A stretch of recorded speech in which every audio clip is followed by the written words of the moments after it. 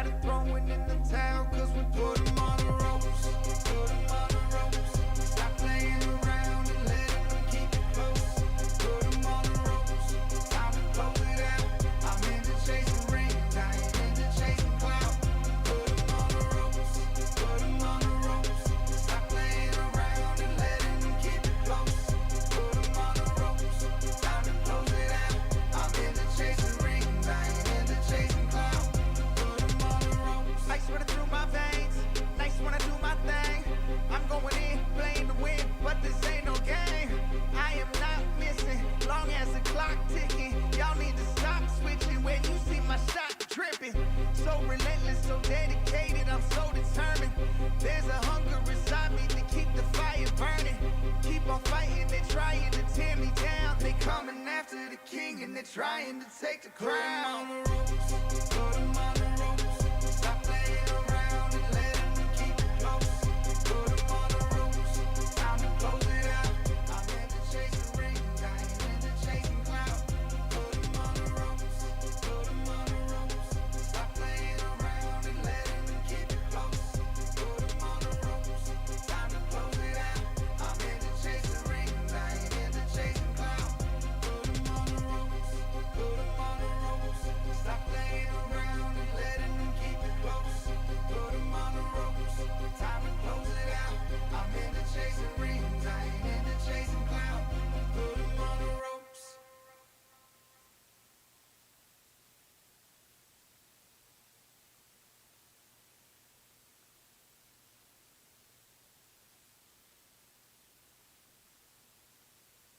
No, it ain't no lie. Better believe it. You better believe it. You can count on that like 1, 2, 3, 4, 5. Better believe it. You better believe it. A lot of people that have been waiting on my downfall. They the reason that I gotta keep my circle small. Better believe I'm protecting what's mine. Got a lot of enemies, see who next in the line. Anybody wanna start, you could bet I'm in it. But don't ask me again, cause if I said it, I meant it. Hey. If I say something, just know it ain't no lie. Better believe it, you better believe it. You can count on that like 1, 2, 3, 4, 5. Better believe it, you better believe it. If I say something, just know it ain't no lie. Better believe it, you better believe it. You can count on that like 1, 2, 3, 4, 5. Better believe it, you better believe it. I make moves, but nothing less than 6 figures. Short fuse, I hide the head with a quick trigger. Thinking bigger, I'm laying down a foundation. I'm building a legacy that lasts multiple generations. Better believe that I'm really about that. Take it from me, it would be silly to doubt that. You wanna start, well you could bet I'm in it. But don't ask me again, cause if I said it, I meant it.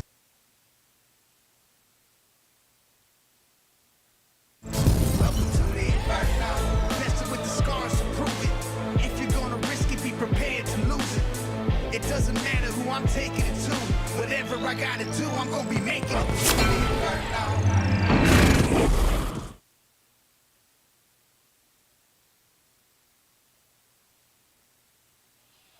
Well, good evening and welcome now to Mules Stadium at Poplar Bluff Senior High School. I'm Frankie Castillo. Welcome in to Mules Football Friday. And here we go, a big test coming up this week as the Mules are going to take on a very good team. They are out of Jackson. They are the Indians. And, of course, coming up here this evening, it is week 4 of high school football. We've got a lot going on here tonight. And this honestly could end up being the best, or it should be the 2 best teams, I believe, in Southeast Missouri. According to SEMO Ball, they've got Jackson ranked as number 1 in SEMO, and Poplar Bluff is coming in number 2 in Southeast Missouri. So tonight should be a fun atmosphere coming your way. A beautiful night is on tap. We've got the Mules out there getting warmed up. Jackson, they are getting warmed up as well. And we're going to turn things over to Sean real fast. He is going to join us here on the broadcast as we get ready from Mules football, which will be coming up toward the top of the hour, and we are moments away, Sean, from going inside the game day locker room, and we're going to be joined by Coach Dave Sievers, and I'm interested coming up here tonight to see a couple of things. Number one, how will we react, especially in the first 5 or 6 minutes after last week's amazing victory in overtime? Number two, I know we got a few players that are going to be banged up. They're not playing tonight. How will the Mules react to that? That'll be something I'm watching out for here tonight. Yes, good evening, Frankie. It's a beautiful night for football, and of course, you just mentioned it. The Mules got their first win of the season last week. Took going to overtime to do it, but they were able to get the job done. Are they going to be able to take that momentum?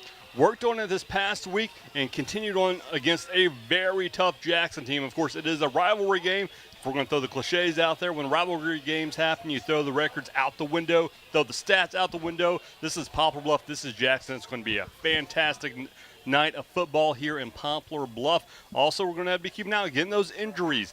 They've been making adjustments throughout the week. Will they be able to, kind of build on what those injured players were able to bring and move forward with their new players in? Next man up is always the rule. Will they be able to step in and get the job done against the Jackson Indians tonight? Oh, absolutely. We're going to have a fantastic night, and Tim and I got together this week, and we decided that, you know what, we're going to change things up just a little bit. And what I mean by that is we are going to go, or I should say we didn't go, Tim went up to the roof, and that's where he is going to be tonight. So we're going to see if hopefully that is what we need tonight. Hopefully we're going to get a much better vantage point tonight. We'll see if that all comes to fruition. In the meantime, we are just going to have a fantastic night coming your way of high school football. I can't wait for it, and I know, Sean, you're ready as well. We're going to go inside the game day locker room coming up very shortly. We're going to be joined by head coach Dave Sievers of the Mules. Also, I've already warned him, Sean, but Coach Pylan, he has assured me that if you want an interview before kickoff, he'll be down there and he'll come find you. More than likely, we got to find him. Yeah, we'll have to find him, but we'll definitely get on that. Hopefully our cell phone issues will not come into play like it did a couple weeks ago. And everyone in the chat, remember to get on there and tell us how much you like this new camera angle, how much you like how higher it is and better angles. That way we can convince Tim that he has to go up the ladder every week. That's exactly right indeed. So what we're going to do is we're going to take a 3-minute timeout. We're going to come right back. We're going to go inside the game day locker room presented by Christian Automotive and Tire with head coach Dave Sievers of the Mules. We're back in 3 minutes on the Southeast Sign and Graphics Mules Radio Network. School is in session, and your friends at Larry Hillis would like to take a moment to remind motorists to look out for school buses when making their commutes. Remember to stop when the bus has flashing red lights and extends its stop sign. And do not pass until the flashing lights and warning signals are turned off. Also, never pass on the right side of the bus where children enter or exit. Let's make school bus safety a priority. At Larry Hillis, we love our mules.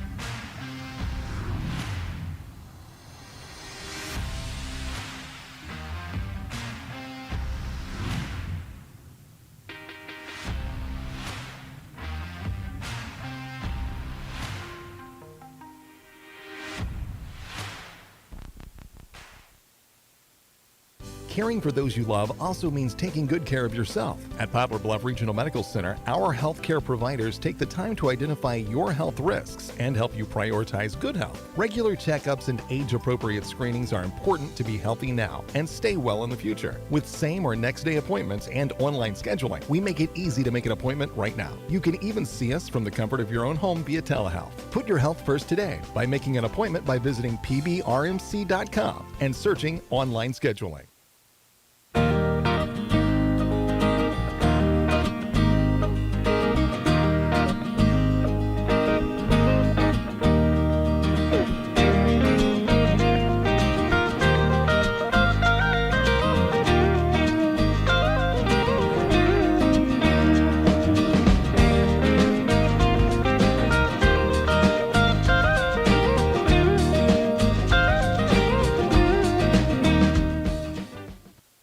the zone with Baldwin Toyota. Today's spotlight is a 2023 Toyota RAV4. Grab your teammates for the ultimate ride. The 2023 Toyota RAV4 offers a spacious interior and configurable cargo space. Now you can carry all your gear for the big game. That's right, and with the RAV4's all-wheel drive technology, you can effortlessly tackle any terrain. Get in the game and visit Baldwin Toyota and experience the 2023 Toyota RAV4 for yourself. And now back to Mules action.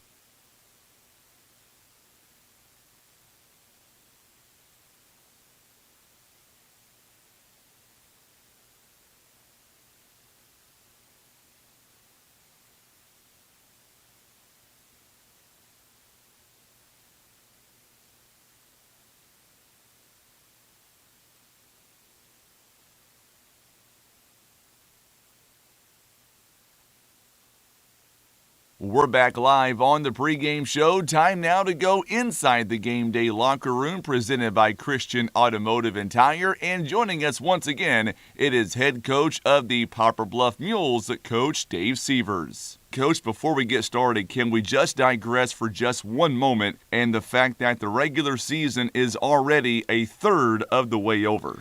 Yeah, it's kind of crazy. Several years ago we went from 10 games to 9, and they're, trying to kind of shuffle the schedule around and everything, and then you work all summer, and actually you work from the time that you get done the previous season. You work all summer, and hours and hours of weights and conditioning and practice and everything that goes into it, and then before you know it, it's like you said, it's almost halftime of the season. It's just crazy how quick it goes. One thing that I did not ask you so far this year, I'm going to right now, that is the fact that you look at our district standings, and last week or before last week, we were number 7. Right now, technically, we are sitting at number 4, but would you agree that Poplar Bluff, even though we're 1 and 2, I still believe that we are possibly better than Farmington and Fox, and by the time it's all said and done, we might very well be in those top 2 spots. Well, I hadn't even looked at the district standings yet because that's not anything that we care about for a while. But, the 2 teams you mentioned, they're both on our schedule. So we will have a lot to say about where we wind up in the district seedings. And it's we did see this district when it came out a month or so ago. And we looked at it and we liked the way it looked, and it's, we're definitely in control of our own destiny as far as that concerns. Like I said, because we've got 2 other schools there on the that are in the district on our schedule with Fox and Farmington, and we'll see them back to back. So we will have a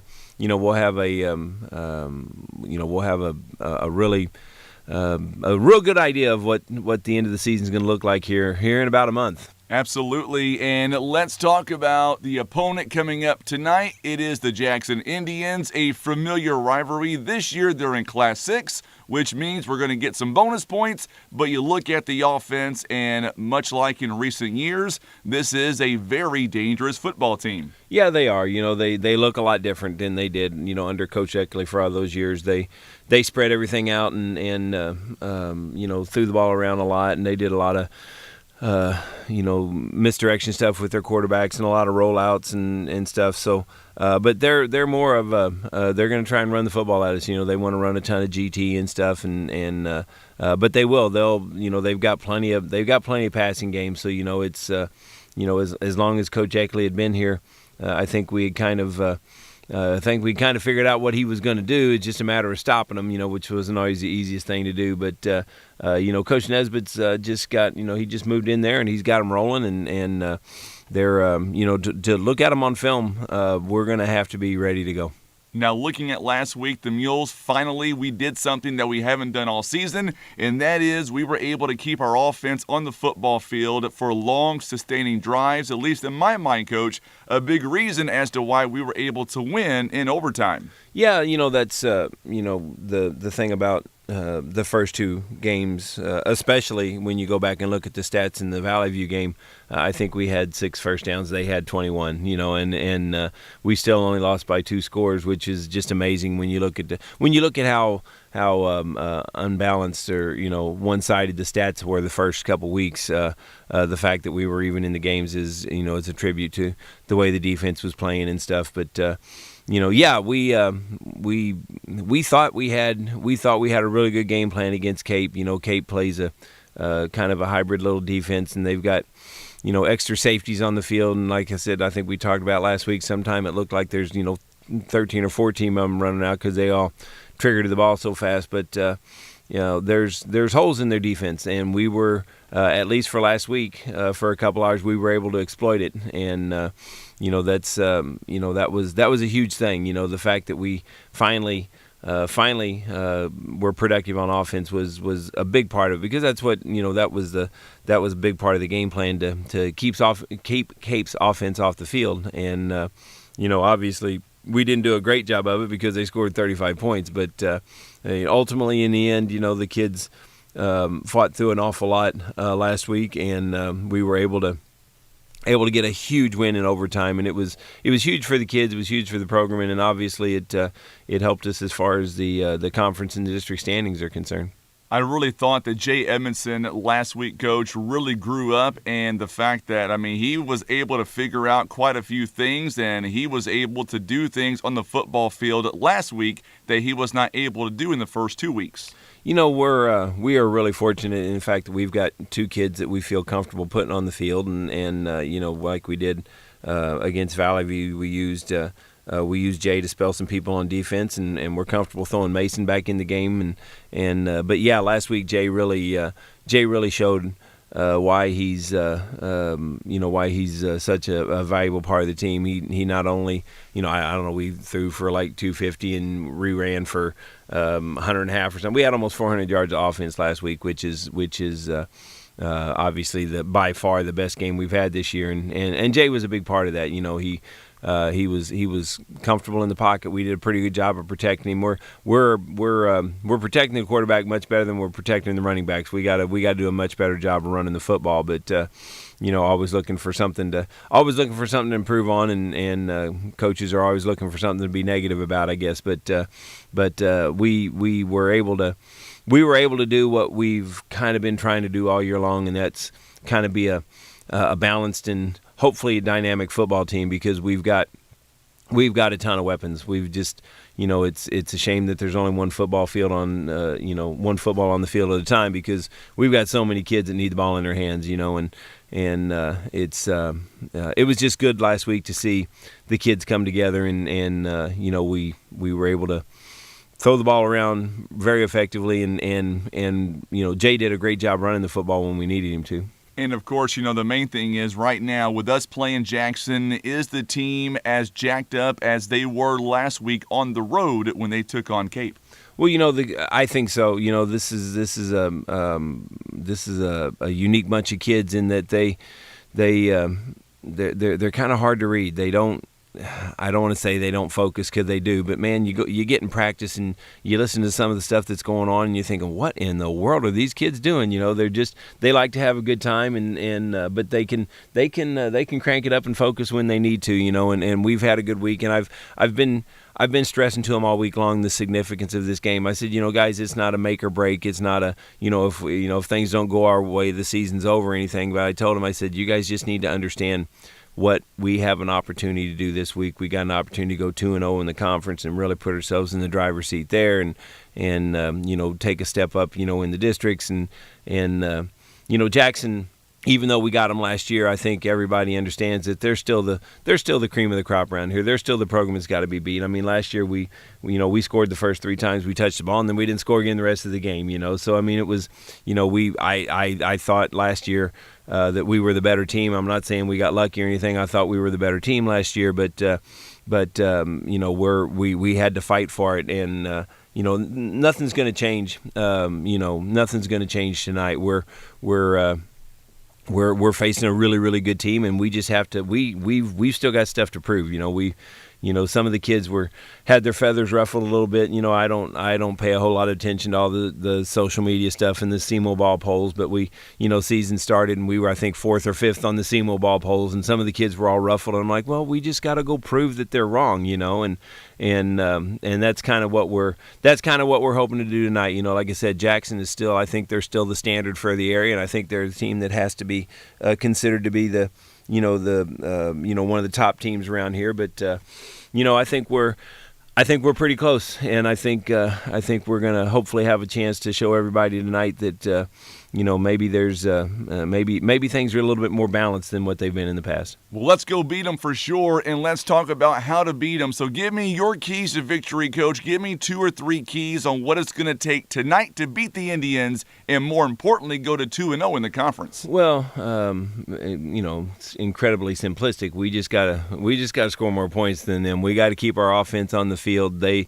want to run. They want to play fast on offense. And they.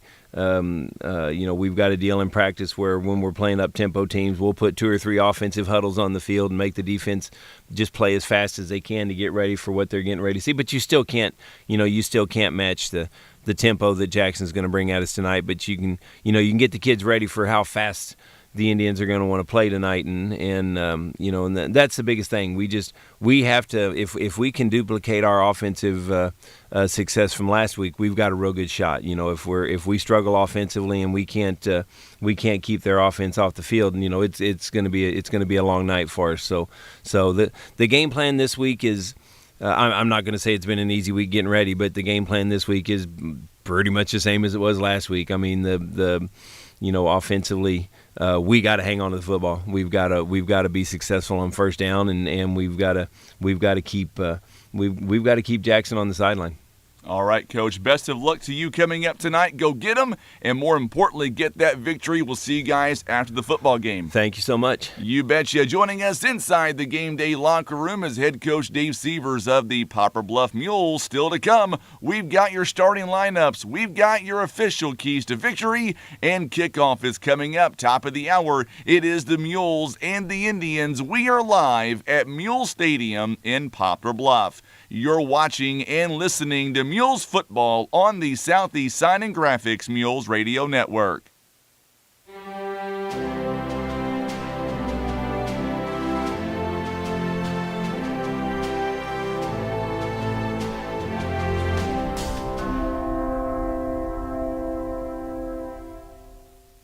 Christian Automotive and Tire. Quality name brand tires that you know and trust. They also have ASE certified mechanics that have the training, tools, and knowledge to fix your vehicle right the first time. Business 67 South in Poplar Bluff.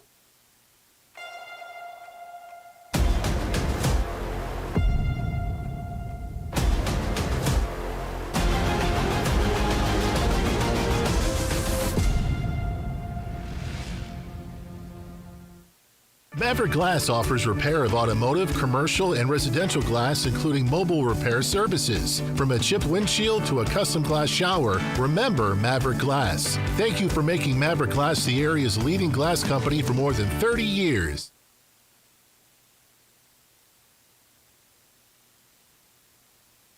And welcome back now inside here at the press box. I'm Frankie Castile. Glad to have you alongside as we are moments away from Mules Football Friday coming at you. It is week 4, going to be a lot of fun too. Already a lot of folks watching us right now on YouTube and on Facebook. And I want to go right to a couple of comments here. Jason Hayes is tuning in from Abington, Illinois.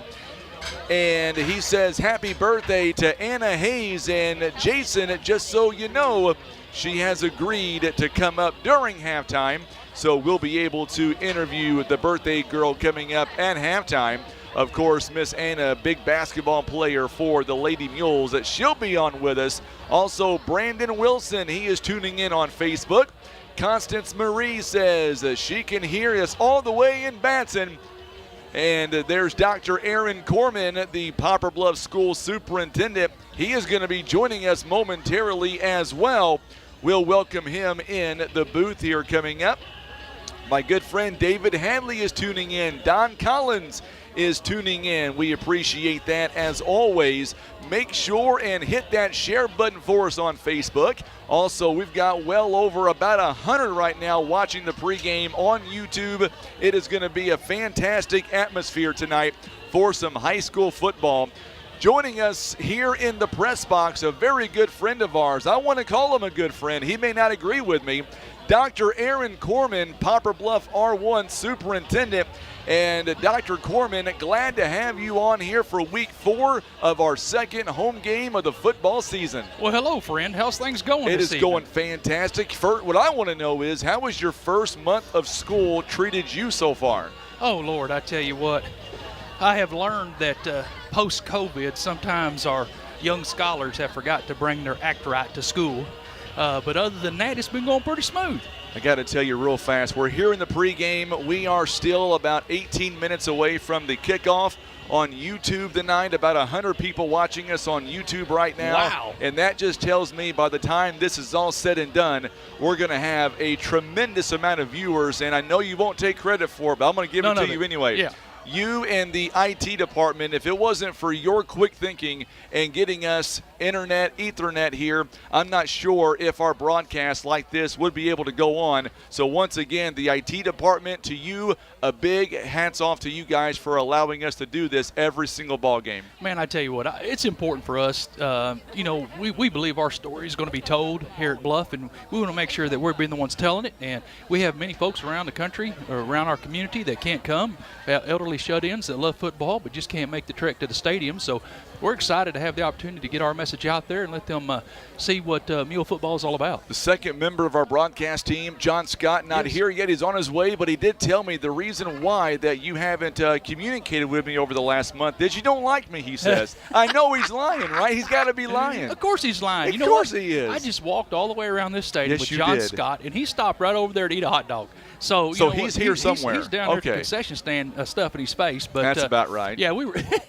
we were talking about that. But I tell you what, did you see all this tackle the talk going on out there outside the stadium? I tell you what, I'm so proud of all of our mental health associations. I was going to ask you to comment on that for a minute. Man, it is just such a great opportunity. FCC, SEMO Behavioral, Missouri Highlands, all those community members come together and discussing suicide prevention and awareness. It aligns with our school board policies, and a lot of listeners might not know that suicide is in the top 5 death-related issues with students ranging between ages of 10 and 20.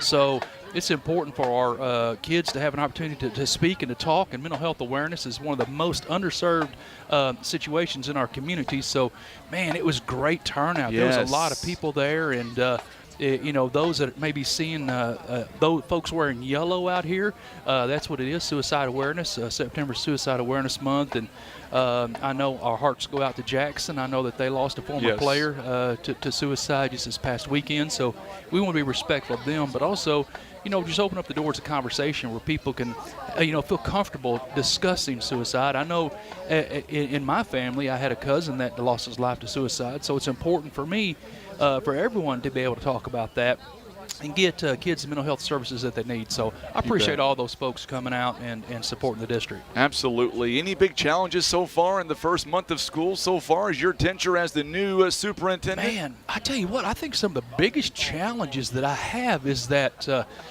here come the bus apps going really well, but just trying to get transportation lined out. We run a lot of routes. Yes, we transport a lot of kids, and just trying to get everybody on board with that. So working out some of those kinks is kind of been tough, and just getting kids back into school. A lot of people don't realize that kids over the summer, they're not used to doing school. So it takes about a month to 2 months for them to get back to doing school. All right, JROTC. Oh, yeah, they do a great job. The color guard here for the junior ROTC, and Terry Smith and Jacob Webster as they enter the field. Let's go down to the field side here. I believe Sean's got something he wants to say. Sean, are you there? Oh, yes, I'm here by where they're about to do the national anthem, so I have the microphone for that. Okay, got you. We're going to send it down to Sean. He'll have our national anthem, and we will keep it down. We will keep it over there. As soon as we begin our national anthem, we will begin that. You're watching us on Facebook and YouTube. We'll keep it here for the Show Me Marching Band.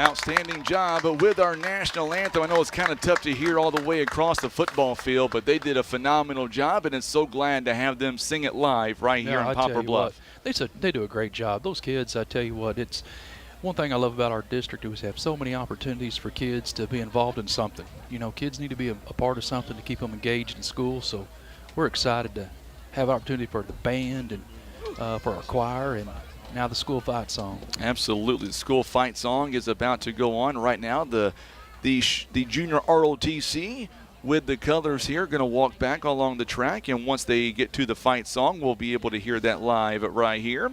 And I got to tell you, what a big crowd we're seeing. A lot of folks coming down the hill right now. There's John Scott. There's about 2 hot dogs in his hand right there hanging out with the Jackson crowd. That's where his old stomping grounds are. I know Coach Sievers, his brother, is tuning in all the way from Michigan here tonight. Wow. So that should tell you all you need to know right there. A lot of rivalry there with the Sievers. His nephew is an assistant coach at Jackson. So, well, I hope they get a big loss tonight. Coach Sievers wins, and Coach Sievers' brother gets a big loss. I tell you what, if you've never been to the state of Michigan, it's a beautiful country up there. My wife and I went up and had to attend a conference up there and drove all the way through Michigan, and, man, it's a beautiful country. The Upers, I enjoyed going up there, Mackinac Island. Beautiful country. So coming up here in just a few moments, we're going to get kickoff underway, and you're going to be coming in the studio coming up on Thursday morning. Is that right? Thursday morning, yes, sir. Give us a sneak peek of the positive things we're going to be talking about with your school district. Man, I tell you what, I don't know where to begin. I mean, we have so many great things going on. We have such great building leaders, such great teachers, educators. You know, for example, out Lake Road, we had a water main break, and here's a school fight song. Absolutely, yeah. We'll turn this up for just a minute. Let them hear that.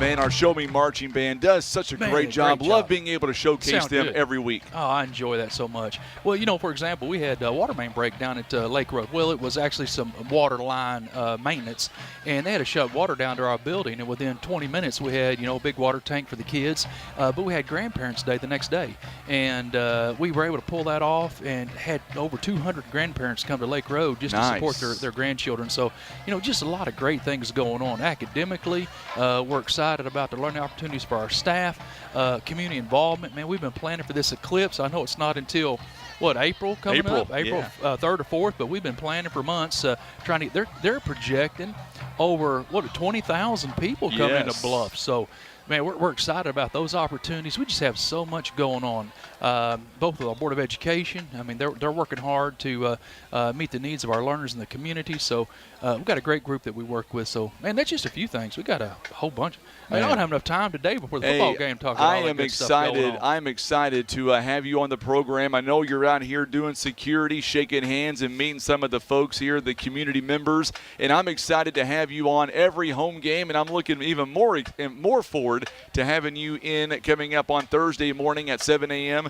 to give us a full rundown on everything going on in our school district. Everything going on. We'll have a long list, a laundry list. Sounds good, Dr. Corman. So, thank you so much for joining us. We're fixing to fire up the old mule head over here, right? Yes, we are. The blue smoke is coming out, and that means Maximus is ready to go. Jay Edmondson leading us out of the tunnel with Old Glory, and, of course, one of my favorite flags. I'm so honored and so happy that they are honoring him. Colin McBride at number 33, Lane Savat.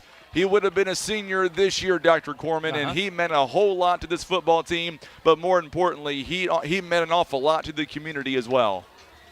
Man, look at them huddled up down in there. Isn't it great to be a part of a team? I think that's what makes our district so great. Even though we have 5,500 students, 800 employees, everybody, there's something for everybody here in our school district. How many employees did you say? But right around 800. Make it 801, including myself. I feel like I am one, being the broadcaster and the voice of the Mules. Absolutely. Honorary. Yes, I will take it. The Jackson faithful, they stand as they see the Jackson Indians coming into town here. They are wearing their white jerseys with the red numbers in this game tonight. Dr. Corman, it has the making of what could be a very good ball game all the way around. And with that being said, we're going to go down field side yet again to Sean Menon. He is standing by with Coach Billy Pylan.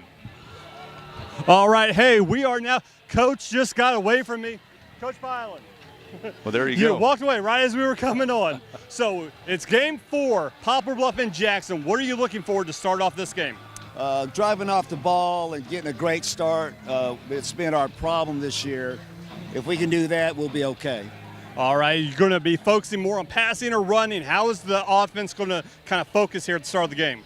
Well, focusing in the audience there, y'all need to watch. You'll see what's going on. See, you keep it on the suspense. I like that. How has the team responded with the injured players this week and off that first win last week? Always good. You know, it's a cliche, the next man up, and we're ready to go. All right, Coach, we'll let you get back to it. We're 6 minutes away from game time. Thank you. All right, go Mules. All right, thank you so much, Sean. And you heard that, and of course you see Old Glory being brung out by the Jackson Indians as well. You better believe when these two schools get together, Dr. Corman, that a lot can happen and it gets serious pretty quick. Well, I'll tell you what, that Farmington game about got out of hand. I mean, Jackson is tough, and I kind of echo on what Coach Pylan said. We're definitely going to have to control the trenches. They're going to be running A and B gap most of the night, trying to run it down our throats and rock us to sleep, then hit something in the flat. I mean, that's traditionally what Jackson does, is hard-nosed, up-the-gut football. So I'm hoping we stay prepared for that and can be competitive in the trenches. Absolutely. Academy Sports and Outdoors presenting the game ball tonight. They are the sponsor of Rivalry Week. Speaking of Academy Sports and Outdoors, tonight during Mules Trivia, Dr. Corman, we're going to be giving away an Outdoor Gourmet Kettle Grill, some seasoning, and a gift card for our Mules Trivia, and all folks have to do is share the video broadcast, know the right answer, and they'll be entered to win. So far this year, we've given away cups, we've given away chairs, you name it, and we've given it away. Tonight, we've stepped it up a notch, and we're going to add a grill to our prize list. Boy, it's grilling season, isn't it? I tell you. It really is. I'm hoping that the lucky winner of that will fire that thing up and cook something for us. I know who's not going to be cooking us anything, and that's old John Scott. He's down there eating hot dogs right now. Hot dogs. Oh, there he is right here beside me. The hot dog man. He found his way up to the broadcast booth. Well, Dr. Corman, thank you so much for coming up here, my friend. Anything that we can do to pass on your message, we're all yours, and we'll see you Thursday morning live in our studios beginning at 7 a.m. I appreciate it. Look forward to it, buddy. Have a good You betcha. Dr. Aaron Corman tonight joining us here as we get ready for Week 4 in high school football. What a big crowd tonight watching us on social media, on YouTube, and on Facebook. We are so grateful for everybody tuning in here tonight. And we're going to get to a lot of you. Already 200 folks watching right now on YouTube. And we've got a lot of Jackson faithful watching us on YouTube as well. We want to welcome you to the broadcast. Ed Norton tuning in. He is a proud Mule supporter. Lee Wallace is tuning in all the way from Evansville, Indiana. John Plum Sr. is tuning in, class of 1957. Teresa Morton, she says, let's go Mules. And then, of course, Dennis Sievers, the coach of, or I should say brother of head coach Dave Sievers, is tuning in all the way in Michigan. Welcoming in now to our second member of the broadcast team, I've got John Scott. It is so glad to have you alongside, and what an atmosphere tonight. I was already saying on YouTube already, John, we are in the pregame, already over 200 folks watching right now on YouTube. It's going to be a great night of high school football. Absolutely, Frankie. It's a pleasure to be here. Nice evening out, cooling off nicely. Nice fall in the air. Good crowd out tonight. Stadium's buzzing. Good to see Jackson folks here. Absolutely. Enjoying our fine facilities.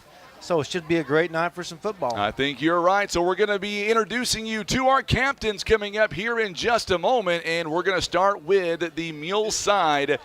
Leading off from right to left, number 2, Darius Graham. Number 1, Logan Height. Also number 64 for the Mules, Logan Davis. And number 75, DJ Hubrins. Now the Jackson Indians, let's go from right to left there as well. And they're going to be led out by number 9, Adrian Fox. Number 14, Gavin Gillums. Also out there, number 56, it is Zane Kuhn. And number 1, TJ Altenthal. He is a 5'11 senior. Those are the captains here tonight for the Mules and the Indians. The Mules, by the way, coming in 1 and 2. They are wearing their maroon jerseys with the gray pants and the maroon numbers, or I should say helmets rather. The white numbers, the Indians of Jackson, they're being led out in their white jerseys, red numbers, and the white helmets. The Indians are being coached by Ryan Nesbitt. He is in his 10th season as a head football coach. He spent the first 9 in Troy, and by the way, he took that team in 2021 to the Class 6 Final Four. Overall, his coaching career, 45-54. He is 2-1 this year. And the Mules are being coached by David Sievers in his 6th season. 28 wins and 28 losses, a winning percentage of .500.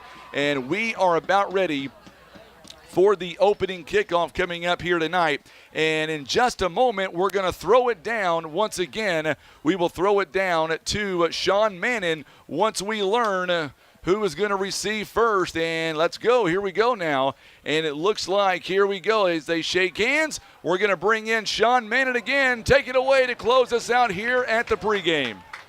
Thank you, Frankie. It looks like Jackson has won the toss and will receive here in the first half. They're looking to get their offense started early against this Poplar Bluff defense. Got their first win last week. They're going to try to build on that here against their heated rival from the north, Jackson. It's going to be a big game here tonight. We're glad for everyone joining us as we are now getting in our final preparations for the Poplar Bluff fields. Poplar Bluff players enter the field. Looks like there's going to be a student comment here before the game starts. And sponsored by Boycom. We'd also like to thank the Poplar Bluff maintenance for all the as we look here on the Poplar Bluff sideline, the players coming up. Oh, looks like now we're getting started as the Poplar Bluff Mules take the field for game number 4 here of the 2023 season. We're now going to throw it up to John Scott and the voice of the Poplar Bluff Mules, Frankie Castile. All right, thank you so much, Sean. And we are about ready now for the opening kickoff here tonight. So glad to have you alongside. A great job, as always, by Sean Mannon. Thank you again for tuning in via the radio, or if you're watching us on Facebook and on YouTube. Let's get going as Colton Palma is going to kick off for the Poplar Bluff Mules, going right to left. Week 4 is about to begin live in Poplar Bluff. It is going to be a short kickoff, and it's going to go out of bounds. So Jackson is going to have good field position to begin this first drive, and we'll see what the defense is able to do out of the gate tonight. Yeah, not an ideal kickoff, but hey, they're going to come out about where they would have been anyway. So, you know, we'll see our defense. We got good defense. We'll square up on Jackson right here, get the ball back, get some points. This is a year at home when I think we're really going to have an opportunity to play well against Jackson. They got a good crowd here, came in from Jackson tonight, so let's give them a big L while they're here in Poplar Bluff watching. All right, so here we go now. Jackson, one thing they do, it's 1st and 10 on the 35-yard line. One thing Jackson loves to do is they love to start quick. Fox goes over the middle, and there you go already. There you go. It's going to be a big touchdown reception and a touchdown by Kai Crow. No flags in the backfield, and just like that, the big play burns the Mules. Adrian Fox, a long touchdown pass, and just like that, it is already 6-0 Jackson. On the first play of the football game, it goes 65 yards. No problem, Frankie. We want to spot him a touchdown here just to make it interesting. So yeah, that guy was open, and he caught it right on stride. Excellent pass by the quarterback. And that guy was gone. So Kai Crow now going to come out for the extra point. The holder is Drew Parsons, a 5'10 sophomore, and they are a point away from making this a 7-0 game. It was a very low snap, but the extra point is up, and it is good. And now the Indians, they lead it 7-0. We're in for quite the night. We're back in 30 seconds on the Southeast Sign and Graphics Mules Radio Network. Breathe easier and extend the life of your HVAC system, plus fewer repair bills with Air Solutions Comprehensive Maintenance Plan. You'll save money and get the peace of mind that only comes from calling Air Solutions. 785-1500.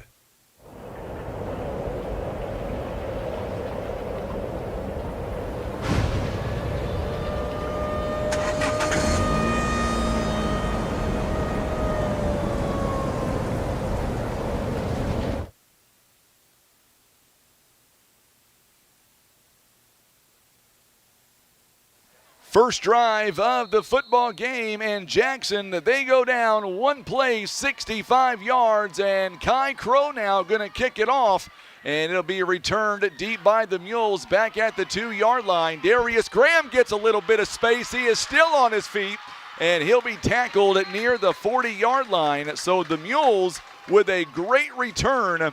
And now we will see what the Mules offense is able to do, led by their quarterback, Jay Edmondson, who had a phenomenal game last week, or I should say, almost called you coach. You're not a coach. I was going to say that he was able to throw one touchdown pass, and the big key there was no interceptions. And we'll see what the Mules offense can do tonight, led by Jay Edmondson. Romeo Wantor out there at wide receiver, and here we go. Edmondson now, empty backfield. He's going to try to, no, I thought he was going to air it out. Oh, good spin move by Edmondson. He'll gain about 6 yards, and what a great first down run by their quarterback, Jay Edmondson, as he's going to end up and go about 6 yards. Yeah, he sees the field a lot better than he did last year, and that spin would not have worked, but the last game especially, he really came alive with that little move. Picked up an extra 4 or 5 yards after the initial contact. He absolutely did. So now the Mules have it, second down and about 4 coming up for the Mules. So let's see what the Mules can do with it here on second down. There's Logan Height, puts his shoulder into it, and he's going to be about a yard shy of the first down.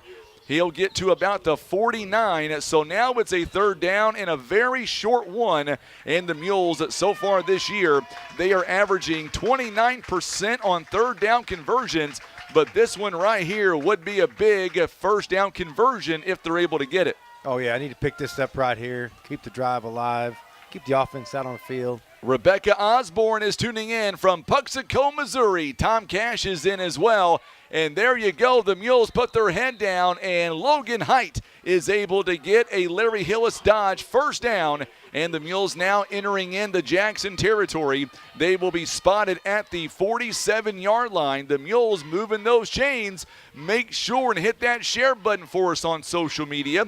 Coming up tonight, we're going to give you a chance to win a grill from Academy Sports and Outdoors. No, John, you can't win that. And we're also going to give away a gift card as well. We'll test drive it for him. How about that? 9:37 to play. Opening quarter, Jay Edmondson back to pass. He's going downfield. Romeo Wantor, and he does not make the catch. He was out of bounds. That was great coverage in the secondary by the Jackson Indians. That was on T.J. Authenthal. He stayed with Romeo Wantor the whole way, and that was about maybe a half a step away from being a huge first down completion. Yeah, I like that play. It's worked several times this year. When it doesn't work, it's just a little bit out of bounds, which is what happened there, but it's been a very successful play the last few games for sure. Travis Taylor is tuning in from the Poplar Bluff Fire Department, station number 3. Glad to have you alongside. Logan Height is going to be hit hard right there behind the line of scrimmage. And we're going to get an official timeout here. Logan is kind of slow to get up, and so is the Jackson player, Altenthal. Hope he's okay. That was a big hit. Took a big hit. That pass, it was a good idea, but it was just a little bit of a lofted up pass. It took a little too long to get there. Defender read it perfectly and really laid a wallop on our guy just as soon as he caught it. Third down conversion. David Carroll is tuning in. Glad to have you alongside, David. Play clock is down to 5. Mules got to hurry. They've got Dylan Hall in motion. Jay Edmondson going to go down the field. Romeo Wantor, he's going to be close to a first down, John. We'll see if they give it to him. He's got all of 11 yards at least, and he might just be a hair shy. He is going to be just a hair shy, and it's going to be in between the 37 and 38-yard line. Nice laser pass right there. Jay's got the good arm when he really airs it like that. It's fourth down and 1 on this drive, and this one's a big one. The Mules right now on fourth down. We are 2 out of 7 this year, 29%. You got to figure Height's going to get the ball. No, Jay Edmondson keeps it himself, and they'll see where they mark him down. It's going to be close. Need a little spot there, Frankie. I can't see the nose of the football. They may have to measure this one, John. I'm not sure. Got it. And they're going to give him a Larry Hillis Dodge first down. Jay Edmondson goes up and over the pile, and he is going to get down to the 37-yard line. Boy, the Mules are fortunate there. Second first down on this current drive. Yeah, I think last week the team collectively and the individual players, they saw what it takes, that second gear, that just a little more effort, a little extra effort there to get those first downs like that, and they're doing that tonight. Good to see so far, Frank. Pamela Davis says, Lady Mules are playing a great softball game in Cape. Keep me posted, Pamela. And we're going to get a false start there as Soto was the man in motion, and it'll back him up 5 yards. So the Mules now going to go 1st and 15. And that's one thing you don't want to do against this Jackson team. You do not want to get into a situation where you're going backwards. No, a game like this, we really need to play disciplined ball. Hate to see that on a first down. But, hey, we'll pick it up right here. So they're going to mark him back at the 42-yard line. 1st down and 15. Edmondson now an empty backfield. Now they put Jay Soto in motion. They're going to go over to Romeo Wantor. He makes the catch, and they'll get to about the 40-yard line. The ball came out, but they're going to say he was down by contact, so the Mules are going to retain. I didn't see the ball come out, but to be honest with you, we're so low to the ground, the entire bench of Jackson standing up, we couldn't see that anyway. Yeah, it's a tough angle. That's one thing about it. I love a home game, but I'll be honest, the view sometimes is better on the road. That's why we sent Tim on the roof, so that way folks watching at home gets a lot better view than what we are here in the booth. Jackson leads 7-0, 7:22 to go. Here in the first quarter, 2nd down and 14 now. They did give him a yard of forward progress. Edmondson is going to get some space. He'll take off, and he'll be tackled. He misses one tackle, but he's going to get down to about the 35-yard line. So now it's going to bring up 3rd down and long on this drive. 3rd down and about 8.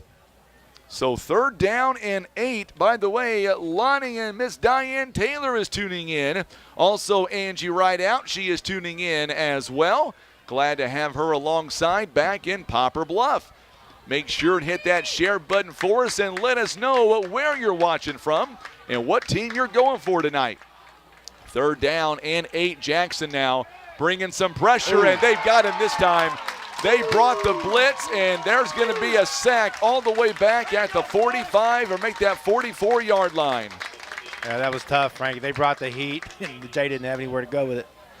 So now it's going to bring up 4th down and about 17. You would imagine there comes Colton Palma. He's going to come out to punt the football away. He has so far 7 punts this year. He is averaging about 39 yards. And now the Indians are back to receive deep. Kai Crow back to receive it. Going to be a good kick by Palma. And this one's going to go out of bounds. So the Mules do their job that time, and they keep it away from Kai Crow and company. We'll see where they mark him out of bounds at. And I'll tell you what, this drive here for the Mules, they were able to keep their offense on the football field for a couple of first downs, but now is where it's really going to be go time for the defense.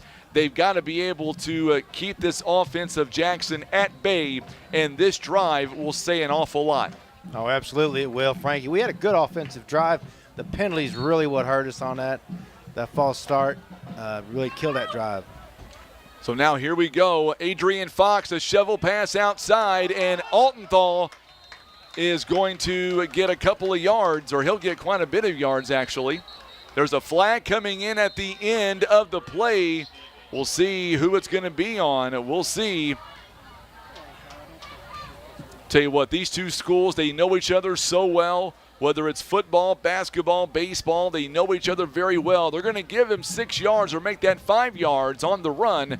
And now we're going to check the flag. Flags came in at the end of the play. It's going to be against the Mules. So it will be against Poplar Bluff. Don't need penalties, Frankie. Nope. So we're going to see. We're going to see how many yards they give him. It's going to be a 15-yarder. So now it's going to be a 1st and 10 all the way at the Jackson 40-yard line. So that's going to end up, and that's going to be about a 20-yard gain when it's all said and done. The 5 yards on the ground, then the 15 yards in penalties. Fox, quick throw, and he gets away from his man. Good job there by the Indians, Blaine Harris. And he makes the Mules miss the first time around. And now the Indians, they are moving. They're already inside Mules territory, down to about the 45-yard line. They're wasting no time on this first down. They're going to go outside to Crow. No, I'm sorry. Crow was the man blocking on the outside. Gavin Ospall with the catch. And another. It's going to be inside.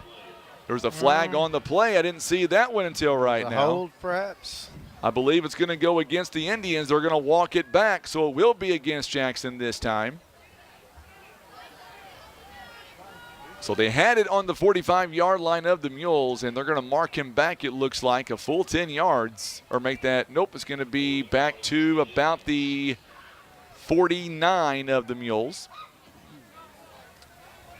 So first down in about 14. David Hadley is tuning in from Farmington tonight. Glad to have him alongside. Adrian Fox out there, boy, he has done a great job all season. He is already over 1,000 yards passing this season.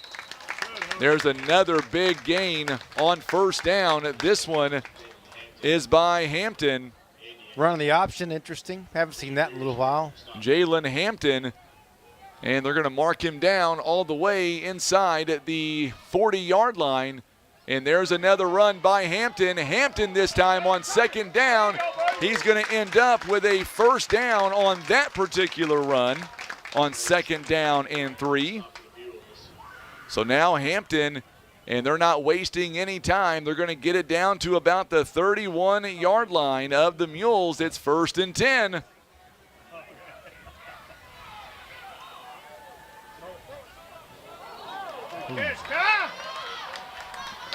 And a big, tell you what, this Jackson team.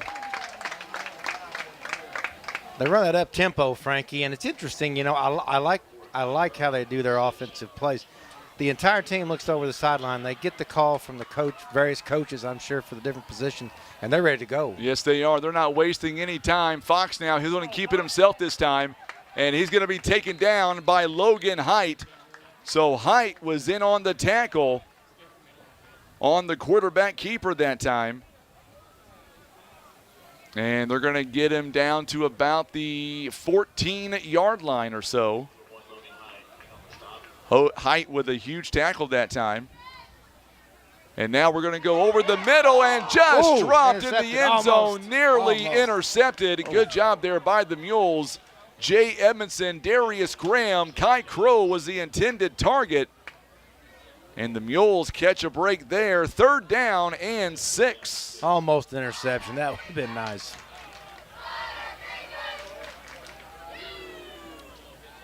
Yeah, they just look to the sideline. Coach calls it, does a signal, run a play.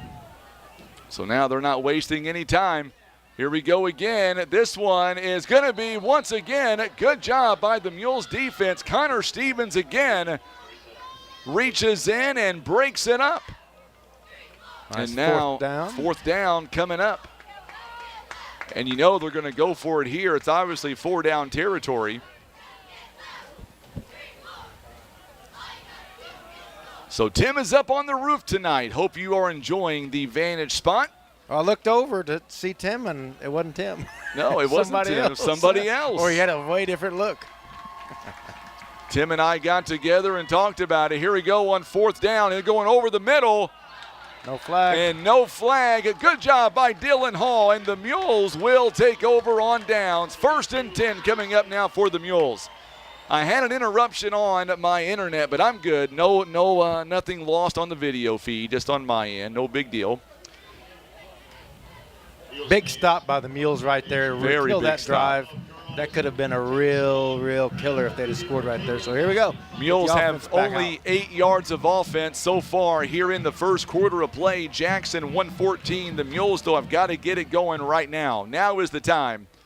Mules did a great job there in the red zone. 436 watching right now on YouTube, Johnny boy. How many Australians? We got any Australians? I don't know. We're big in Australia. If you're not, we're going to do a Mules Trivia coming up here very shortly as well. Stay tuned for that. So now Edmondson going to hand the football off to Logan Height. Height is going to get a few yards to give his offense a little bit of running room there. And we're going to mark him down, it looks like, at around the 17, 18-yard line. I've been studying trivia all week, Frankie. Getting brushed up. Well, you normally get it wrong, so I'm glad you're studying, my friend. Eventually, I got to be right. Okay. It's you're multiple right. choice. You're right. I'll get one sooner or later. The next opportunity we get here, stoppage and play, we'll do our first half trivia coming up. Edmondson now, he's back to pass. He's got Romeo Wantor. He is wide open, and we're going to be near a Larry Hillis Dodge first down. I believe the Mules have picked it up. Yes, they did. Romeo Wantor moving those chains. It is a Larry Hillis Dodge first down. Mules going from right to left all the way out to the 25-yard line, a gain of 8. And that's one good thing about this drive right now, John. The Mules are keeping their defense on the sideline. More importantly, keeping that offense of Jackson on the sideline as well. Yeah, no kidding. That's really going to pay off in the long run for our defense, especially late in the game. We'll see what the Mules can do with it. Jay Edmondson back to pass. Fakes once. He's going to go down deep. He's got Romeo Wantor. A catch. Yes, sir.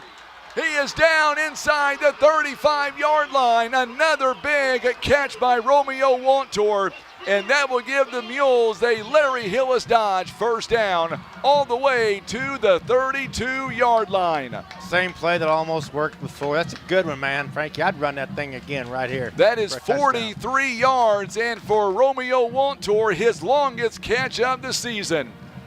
What a catch, and what a throw by Jay Edmondson. Let's hear you, Mules fans, where you're at tonight. David Carroll likes what he's seeing. And this one's going to go right up the middle this time on the quarterback keeper.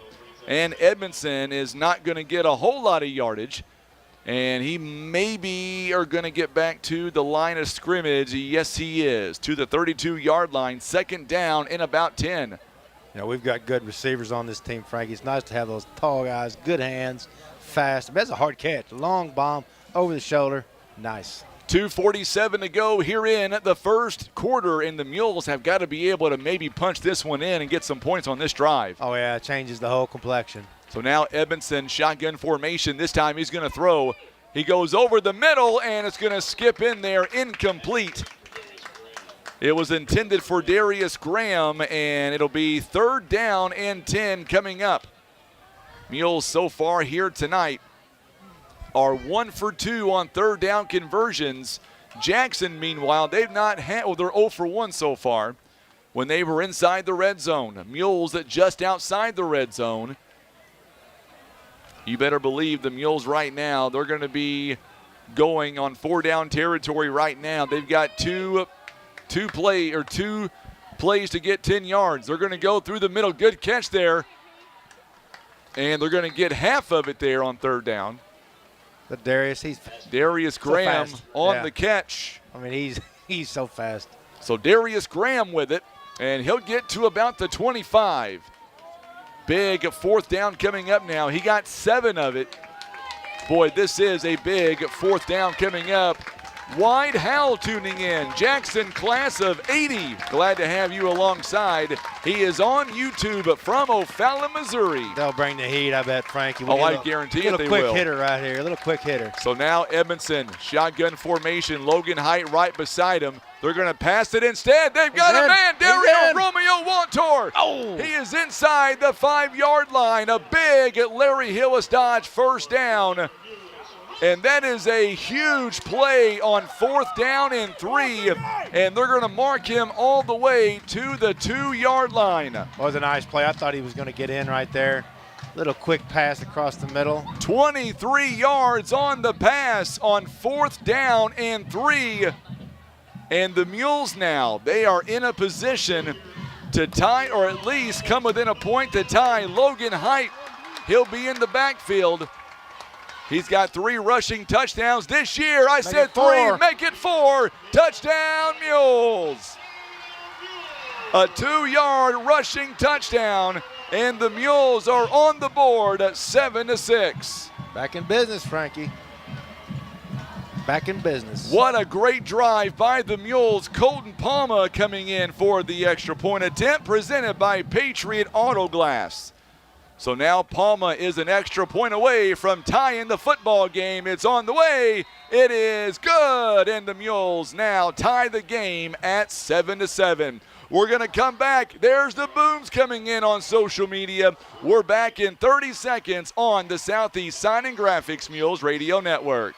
Imagine playing sports, reading, or driving without needing contact lenses or glasses. The eye LASIK procedure at Eye Care Specialists could be the answer to help you improve your vision. Call Eye Care Specialists to schedule a free screening.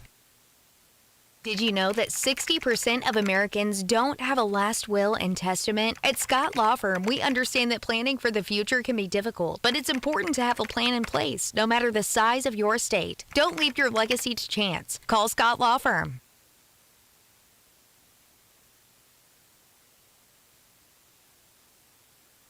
All right, so we are back here in Mules fans. The Mules with a long drive that time, and they are on the board. It is now a 7-7 score, and what a play by the Mules and the Mules offense. They are giving it right to the Jackson defense. They go all the way down the field. But that 43-yard catch by Romeo Wantor, a huge reason why we were able to score. And now, Mules fans, we are tied at 7 apiece. Oh, yeah, Frankie, I went to grab that bottle of water, and the Jackson radio guy, I heard Romeo Wantor about 3 times as I walked by there. So there is a kick. Oh, this one's going to go off the fingertips of the Indians all the way back to about the 10-yard line. Boy, good job on special teams by the Mules. 16 King Jenkins in on the stop for the Mules. So the defense, wow, that's strong. I got that green drink tonight, Sorry, man, folks. I don't know what I put in that thing. I'm telling you. It's kind of smoking, though. Tell you what, Grandma Jackie tuning in tonight. She is excited the Mules got a big score there. All the way along W Highway here in Poplar Bluff. There's going to be a run. Oh, my goodness, right up the middle. Nothing fancy on that run. They just give it to Hampton, and he takes over from there. It's about time for a turnover, Frankie. So Hampton brings them all the way up, and it's already a first down and then some, all the way to about the 30, or make that 32-yard line.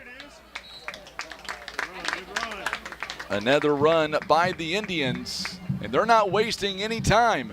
No, they run that real tempo offense. They don't waste any time. All the way out to about the 39-yard line of the Indians. It's going to be second down and about 4 coming up. So Fox now. He'll hand it off again to Hampton. Hampton breaks 1 tackle. Boy, good job by Lincoln Warren. Dives in there to make that stop, and they're all the way to the 50-yard line, it appears. Or is it going to be the 49? Right at the 49-yard line of the Indians. 27 seconds and counting. We are tied at 7. Fox is going to pass it, and it's going to be incomplete. A rare incompletion so far. Second down and 10. The Mules are on the board, and we've got a tie ball game.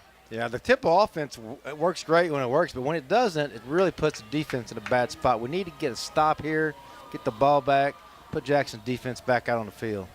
Mules here, the defense looking sharp after giving up that first quarter, that first play bomb. There's another handoff, and this one, the Mules were ready for it. Good run, though, anyway, by Jason Goodman, number 22. See Jay Edmondson out on defense out there having a little bit of a scrum with one of the Jackson players. That's our quarterback. He man. goes everywhere. Third down and about 6, and this one is over the middle, incomplete with about, well, that might be the end of the first quarter. It is going to be the end of the first quarter. We've got ourselves a tie ball game. It is 7-7. We've got your trivia. We're going to come back in 30 seconds and give you trivia on the Southeast Sign and Graphics Mules Radio Network. Whitworth Gift Chest Jewelers is a third-generation family-owned jewelry and repair store who have served the Poplar Bluff community for over 60 years. Our family has always worked hard to provide the finest jewelry creations and service imaginable.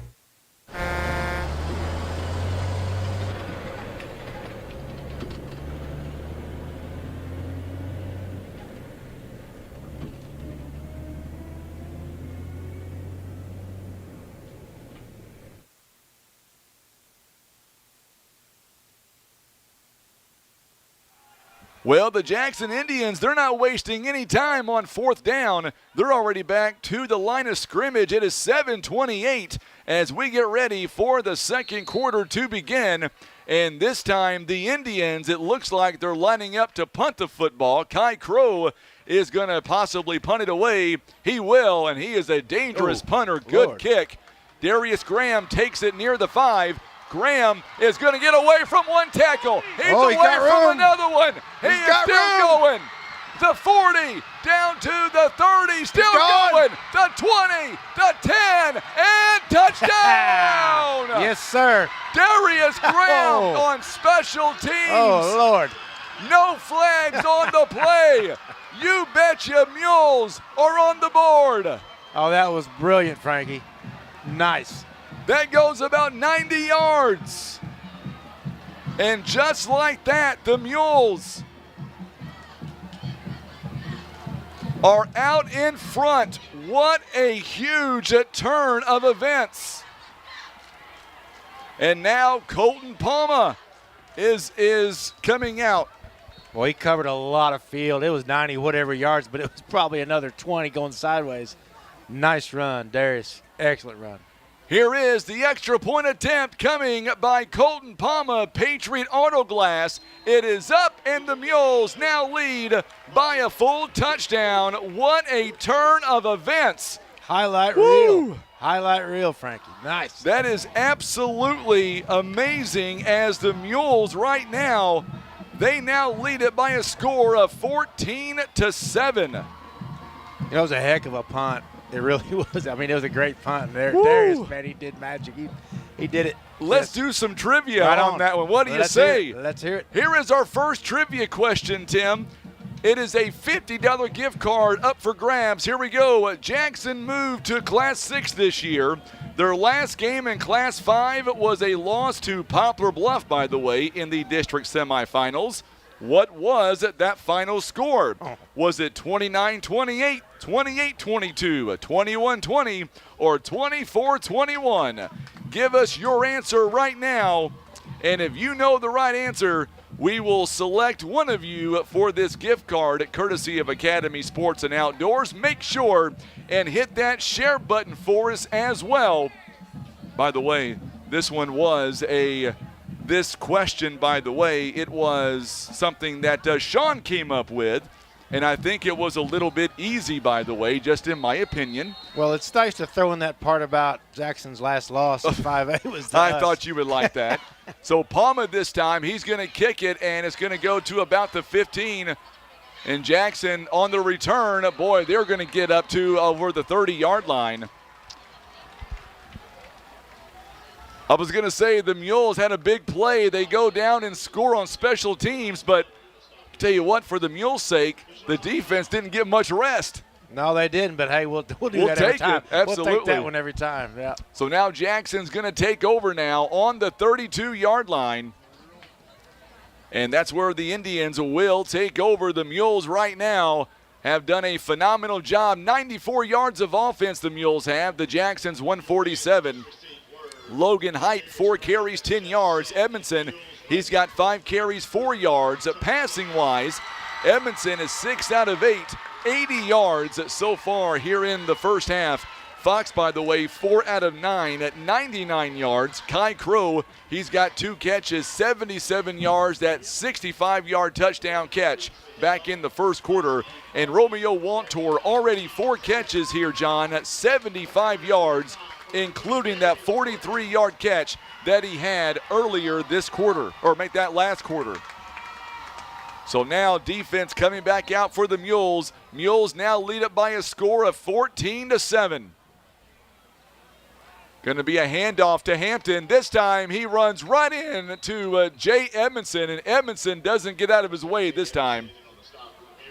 There's our quarterback. They're making tackles. Tell you what, he's passing the ball, he's running the ball, and now he's making a tackle. 4-yard pickup there on first down, second down and about 6. Good gain on first down. Fox now, he's going to go downfield. He's got a man there, just overthrew his intended target, Blaine Harris.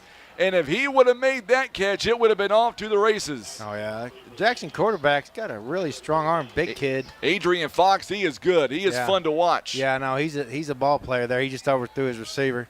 Third down and 6 now coming up. So far, the Indians are 0 for 1 so far here in the first half, or make that.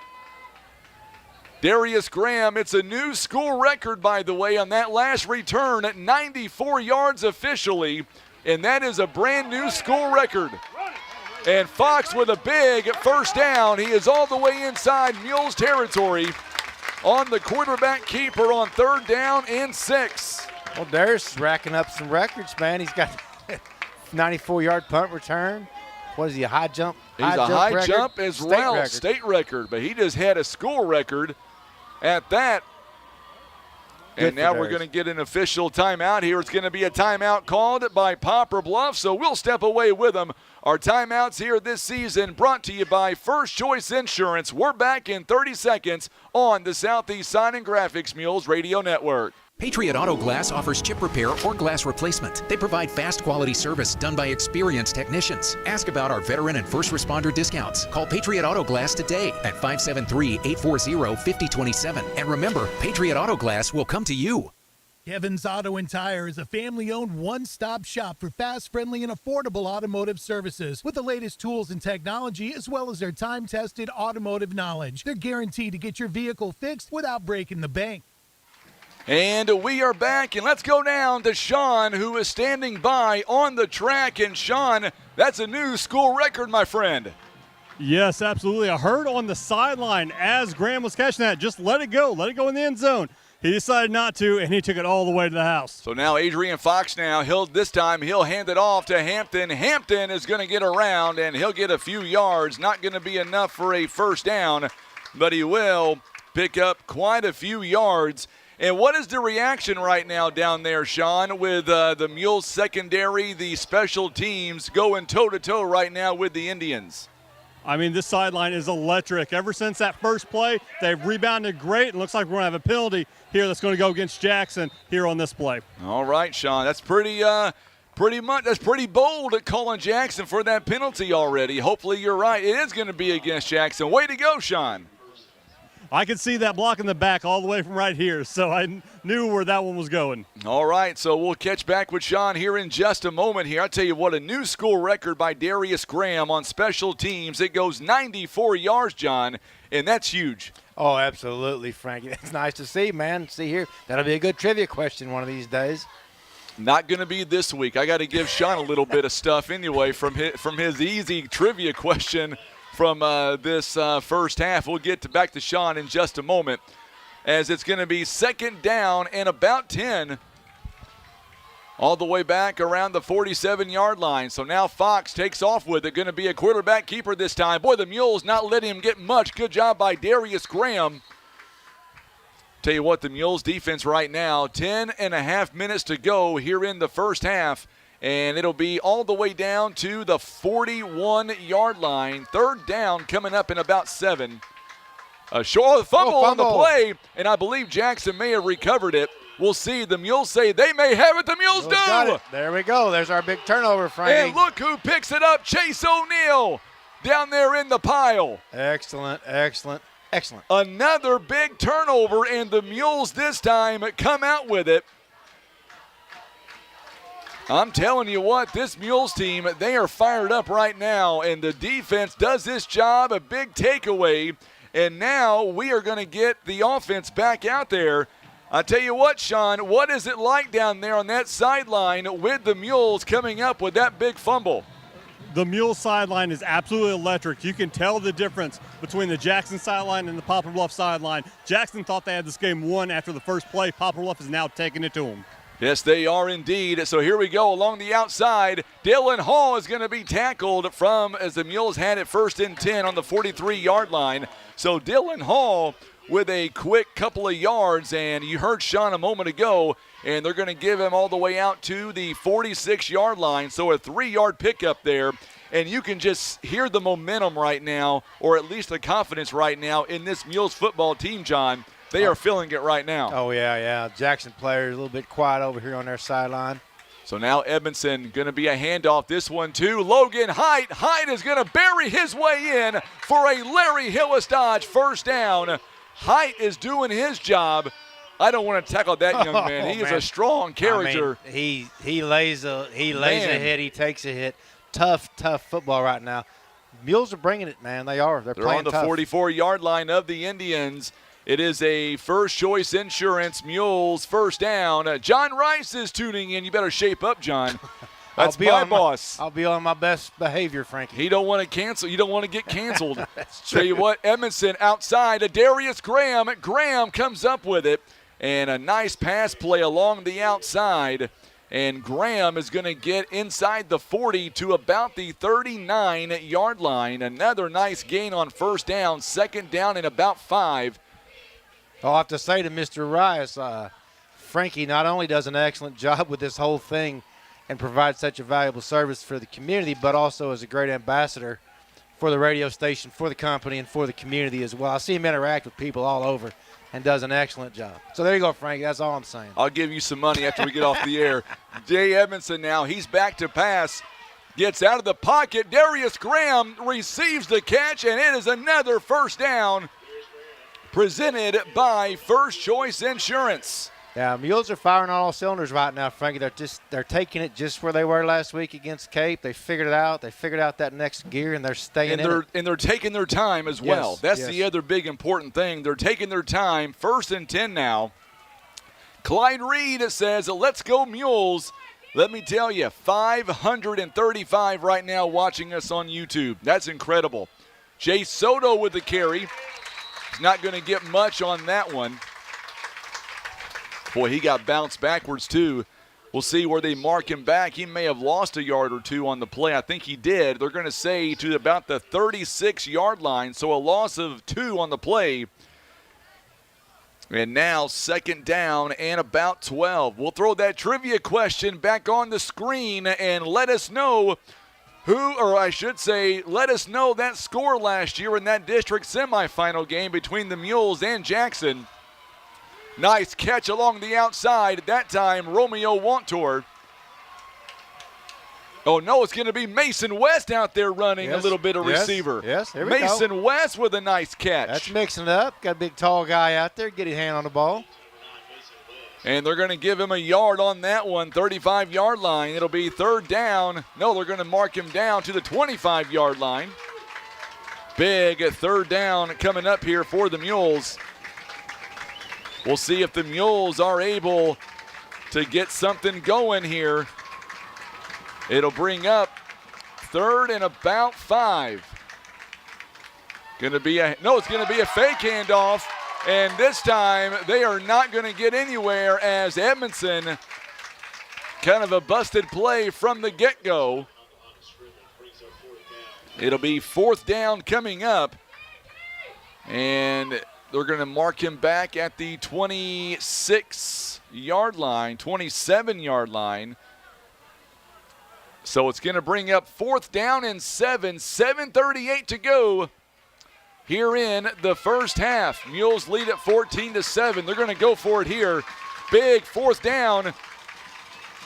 4th and 7. Edmondson over the middle, and the Mules have got a first down. Yeah, he got it. He did. Yep. Darius Graham, another big catch. Well, Darius is having another good game tonight. Such a luxury to have that guy. Oh, my goodness, what a play that was. Inside the red zone, presented by Baldwin Toyota.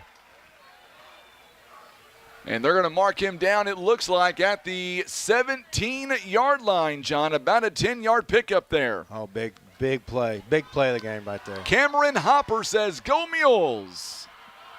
David Carroll loves what he sees on 4th down conversions. Jay Edmondson over the middle, and another big completion this time. Well, I'll tell you what, he is very comfortable. Him and Dylan Hall work in the middle of the football field that time. That pass with Jay, when he throws it hard like that, it's just a laser in there. Strong arm, zips it right in there. Excellent. He's better than Patrick Mahomes right now. You said it, I didn't, Frankie. Do you disagree with me? No, I don't disagree with Okay. you, but you may have some listeners that'll get – all those Chiefs fans are a little sensitive I know, this week. they are. I just try to walk around, don't say a word. All the way down to about the 6-yard line. That was a huge gain on 1st down. Be 1st and goal. And there is Jay Soto goes in. Touchdown, Mules! Yes, Jay sir. Soto. He goes 6 yards out. And the Mules, just like last week, John, we lead by 2 touchdowns. Or the Jackson crowd, which the whole visiting section is packed over here with Jackson people. But they're pretty quiet right now, Frankie. They're about to come in here and throw you off the air. This extra point presented by Patriot Auto Glass. The extra point is coming up. My son Chance is tuning in tonight. Misty's getting fed tonight by Misty. Grandma Jackie. And there's the extra point. We're going to keep it here. And let's talk about our great sponsors bringing you Mules football this year. First Midwest Bank, the Scott Law Group, LLC, Kevin's Auto Repair, PB Realty, Legacy Farm and Land Specialist, Whitworth Gift Chest Jewelers, also being brought to you by Russians Towing, Baldwin Toyota, and First Choice Insurance. What a first half right now by the Mules. 6:13 to go. There is still a lot of football left to be played, but the Mules right now, you got to be happy with what they have done so far. They lead 21-7, and honestly, as good as the offense is, you got to tip your cap to our special teams and our defense. We have held Jackson to only 7 points so far. And oh, by the way, Jackson coming in the ball game, they are averaging 42 points. So far, the Mules defense has risen to the challenge, but this offense, man, they are doing phenomenal work here in the first half. Absolutely, eating a lot of clock, getting the points on the board. Great half of football so far. And Jackson, yeah, they scored a touchdown on one play. Other than that, our defense has held them the whole time. So, yeah, right now, so far so good with the Mules, man. They came to play tonight. So Colton Palma now is going to go out of bounds. Or does it? Yes, it does. It finally goes out of bounds, and the Mules lead it by 2 scores. Let's go down field side to Sean Manning down there. Sean, what is it like down there on that sideline? Mules now lead by 2 touchdowns. Just a little bit of disappointment because that ball literally went out by like 6 inches. It almost just died right there on the field. So, but other than that, this Poplar Bluff sideline is ecstatic. This is an excellent turnaround. They got a 2-touchdown lead, 6 minutes remaining. They're going to try to play out this half, get into the locker room still with this 2-score lead. By the way, you've got to come up with harder trivia questions, Sean. That first one you gave us was way too easy, my friend. Okay, if someone wants a harder question, I got you covered in the second half. Coach Scott is going to be tested here in the second half. Coach Scott? Who's Coach Scott? He's calling you a coach now. Yeah. Hey, I coached OSL. We didn't win a game for 2 years. What'd you say, Sean? I didn't hear you. You did it first. Hey, let me tell you something, Sean. I told you how big tonight's game was. Let me tell you, we have over 500 right now, 553 on YouTube right now, well over 100 on Facebook. This is the premier game of the night. According to C-Mobile, Jackson is ranked number 1 according to C-Mobile in Southeast Missouri. Bluff is ranked number 2, and I would say it is worth all the hype right now. Absolutely. It has been a fantastic game, a great effort by the Mules so far.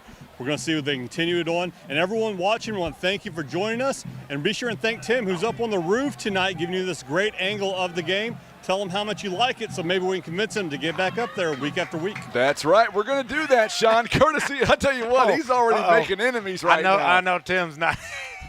Tim is probably going to take that camera and throw it overboard. I did fix the scoreboard, by the way. It's 21-7. John didn't put the extra point on there. He's being lazy on us. Oh, my God, what a run by Hampton. Hampton may go all the way, and he will score. My goodness, one play. Well, where's the signal at? Did they give him the touchdown? Yeah. Yes, they did. Now they did. It took a little while. So Hampton goes. That's Hal Jackson so far. They have scored on big busted plays, and that is a huge touchdown run by Hampton. It goes 65 yards. I was going to say they've got a 65-yard touchdown reception, now a 65-yard touchdown run. Yeah, yes, a good athlete, got loose. Not much you can do with that. Throw goes up, and he will make it a one-possession game now. It is 21-14. We're going to step away for 30 seconds and come right back. It is now a one-score game. Mules lead on the Southeast Sign and Graphics Mules Radio Network. School is in session, and your friends at Larry Hillis would like to take a moment to remind motorists to look out for school buses when making their commutes. Remember to stop when the bus has flashing red lights and extends its stop sign. And do not pass until the flashing lights and warning signals are turned off. Also, never pass on the right side of the bus where children enter All or right, exit. so we are back here. Let's make school bus safety a priority. Big play, At Larry Hillis, 65-yard we touchdown love our run by mules. Jalen Hampton. And for Mr. Hampton this year, that is his 7th touchdown run of the year. And oh, by the way, it is his longest touchdown run of the year at 65 yards. And now you're asking the offense to go back out there for the Mules and do exactly what you've done all first half. And you've got 6 minutes now to do that in. And the Mules, by the way, they've got one timeout remaining in the first half, and Jackson's got all 3. Yeah, just the answer is just keep scoring. That is the answer. Crow with a nice kickoff there to the 6-yard line. That's where Darius Graham scored a moment ago, and this time he's not going to quite get 94 yards. He'll get back out across the 30 to about the 33-yard line. They're going to say the ball came out at the end of the play. The officials talk about it, and I believe it's Mules football. Well, we didn't want to get too far ahead, Frankie. We want to keep this interesting for your viewers and your listeners and the big crowd here tonight. We wouldn't want the game to get boring. I don't think this game is going to get boring at all. 31-yard line now is where the Mules will have it. They are going from left to right on your radio dial and your TV screen. Billy Lewis is tuning in. He is watching from Fort Liberty, North Carolina. His son is a defensive coach for Jackson. Alex Lewis, thank you so much for tuning in tonight, Billy. And you're watching a great ball game. Yeah, it's nice. Folks, from anywhere can watch. It's good for folks to be able to check in with their family. So now Jay Edmondson, he's got to get rid of it. He's inside the pocket. He's going to keep it himself, and he'll have about 9 yards, 8 or 9 yards. Good run on first down by number 7, Jay Edmondson. He's going to get out to the 38-yard line. Good run there on first down. Picked up 7. Yeah, he turned negative into positive on that. Picked up a few extra yards there at the end. Good effort. Edmondson, he's got 7 carries here in the first half. Mules have 35 rushing yards total for the first half. They are getting it done through the air. Mason West, another catch. I got to say, Frankie, it's a good coaching move. Get Mason in there. Big, tall kid. Throw the ball up to him. I think he'll make a really, really good receiver as the time goes on. That should be enough for a first down. Yes, it is. It is a Larry Hillis Dodge first down. It's nice to just kind of throw the ball in the general area. He can get a paw on it. So the Mules with a big first down. That was 9-yard completion. I guess it's a hoof. Get a hoof on it. Get a hoof on it, maybe. Get a hoof on it. We talked about Oh, Miss Diana Blackshare says, John Scott for president. My goodness. Now we're talking. Wise lady. Oh, pass outside, and he's going to go backwards. Where they're going to mark him down at is the question. Romeo Wantor with the catch, but Jackson was all over him, so it depends on where they say he was down. And they're going to only mark him down maybe a couple of yards. Well, no, they're going to mark him down quite a bit. Forward progress kind of thing. Yeah, forward. Before he caught it, and then they took him about 15 yards back. So Romeo Wantor is going to be marked back at about the 38-yard line. So a big loss there. It's going to bring up second down at about 14. Dylan Hall spins away. No, he doesn't. He tried to spin away. Dylan Hall tried to make a miss on that tackle, but he doesn't. He's not able to get away. He picks up a couple of yards, and now it's going to bring up third down. Well, Jackson's defensive backs are really quick, and those long passes like that across, they really take a little too long. Jackson defenders get right up on the receiver. Not much you can do after you catch it. Mules are 1 of 4 on third down conversions so far in the first half. Mules have 125 yards through the air so far. Jay Edmondson, there's some movement there. Did they get drawn off? Yes. I believe they did. Yes, it's going to be offsides for Jackson. And that will bring the Mules a little bit closer. See the chain gangs working tonight. Ken Davis out there working up a sweat. Going to bring up third down coming up now. Third down and about 7. So a lot more manageable than 3rd and 12. Ed Norton complimenting our officials here tonight. We've got a great officiating crew tonight. Chris Russian, Ben Godwin, James Vaughn, or Jim Vaughn rather. Oh my goodness, and this one's a sack in the backfield. Another sack, and Edmondson is going to get knocked back to about the 41-yard line. Nope, they're going to mark him back even further than that, it looks like. Maybe the 38-yard line. And we're going to get a whistle here and a timeout called by the Jackson Indians. Jackson using their first timeout with 2:55 to go.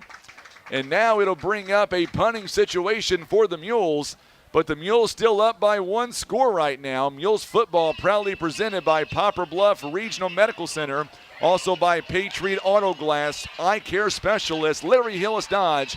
Also being brought to you by our good friends at Air Solutions, Edmondson, Warren, and Holt Legal Services, Maverick Glass, and Senator Jason Bean. All right, Sean, what's it like down there as the Mules up by 1 score? But now I would say we're going to punt the football away. Yeah, it's not as exciting as it was as about 10 minutes ago. We had Edmondson has taken almost 12 hits between the rushes and the sacks tonight. You can tell it's starting to get to him a little bit. Hopefully halftime will allow him to get healed up a bit. Absolutely. By the way, Sean Manning, folks, he'll be performing at halftime coming up, John. That's right. He'll be doing a song and dance. Yeah, did Good he bring kick. his flute? He brought something. Good kick by Palma. Now the defense got to step up, and they're not going to let him get much. He'll be all the way out the 40-yard line. Sean, what's going to be your song and dance coming up at halftime? It's going to be the Here, Watch the Cheerleaders and Marching Band performance. That's a smart answer right there. That's what I would say. You know, Sean mentioned it, Frankie, but one of the things about that with Jay taking so many hits on the offensive side is he's playing defense too, getting some good tackles, and that does wear on anybody. It absolutely does. It's a concern on a game like this. It is. Now you're asking the defense to really step up in a big way right now. This one nearly could have been caught, slipped on the turf there. Blaine Harris, you can't really blame him. He kind of slipped there on the turf. Second down and 10. Like 2:43. Can't Keith put a banana peel out there, Frankie? A little one. Put a banana peel. So now Adrian Fox. Boy, he is so quick in the pocket. He can make plays happen. Look at him spin around out there, still on his feet somehow. And now the Mules, now they throw it away, still connects. And he gets out of bounds. Man. There's a flag down at the very end of that play. But what a great job by Adrian Fox on that play. He was at a major loss and still able to make something happen. Now we'll check the flag. And I believe it's going to go against the Mules the way they're pointing there, John. Let's go down to Sean, and let's see what he's got for us on the sideline. No, it's looking like it's going to be against Jackson. I believe the receiver stepped out of bounds before he made that catch. Okay. So that means he can't be the first one to touch it, and that's going to be the penalty. All right. Well, thank you so much, Sean. He's got a much better angle than we do. The officials have their backside to us, so we didn't know they were pointing toward the Mule side or not. Nevertheless, it is 5 yards, and now that's good for the Mules. And now Fox, he knows he's got to pass, and he's going to go downfield. He's got a man there. And, oh, what a catch. Oh, he drops it. A.J. Altenthal, he had it and just could not come down with it. Good job by Dylan Hall. Yeah, great defense. Jay Edmondson as well. Great defense. They got that just at the right time. Boy, TJ is a phenomenal receiver. The Mules got lucky on that one. Yeah, no, it was he had it caught. Nice. Steven is tuning in, and he says, man, technology has sure come a long way. It is 4th down and 15, so the Mules, I thought it was 3rd down. I've got 3rd down, folks. Yeah, we used to watch the game by telegraph. I've got 3rd down. They threw a flag on the play, on one play, so it's actually 3rd down. I've got 3rd down. The fans in Jackson, they've got 3rd down as well. Hey, this is reminiscent of the old 5th down game. I think they're going to and Coach Nesbitt, he's on it's really 3rd down, folks. It really is. There was a flag thrown on the play which backed him up 5 yards. The Mules accepted that penalty. And now the officials are going to talk about it. I had it for 3rd down, but we'll see. I don't know if our crew, I think they can count all the way that high, Frankie. No, we got a good ref and crew tonight. Sarah, I've got your daughter coming up at halftime. She is going to be my halftime guest. I know it's her birthday today, Miss Anna Hayes.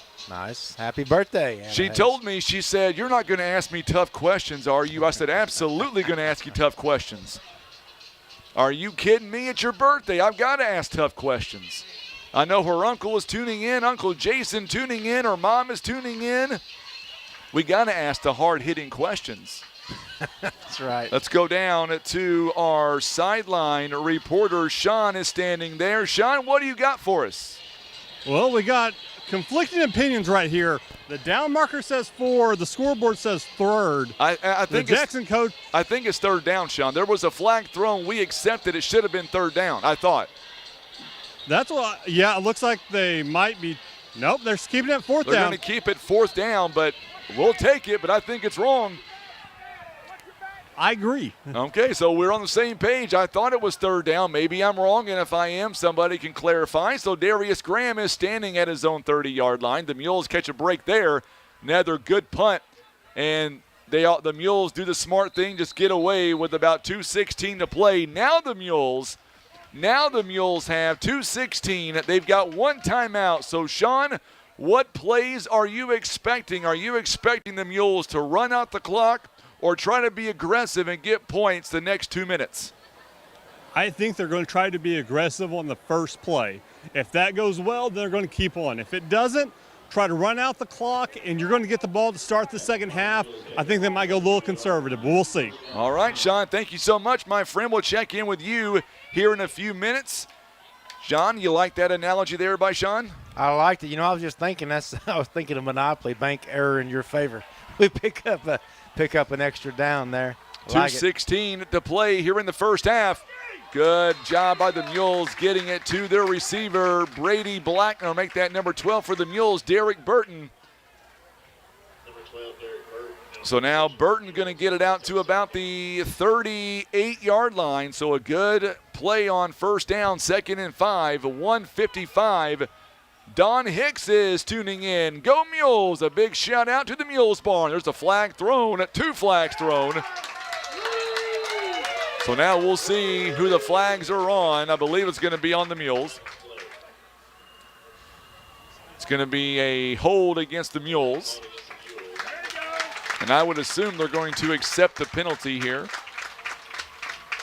I would assume they're going to. You think they're going to accept it? I think they will. I think they will accept that one. Yes, I think you're right.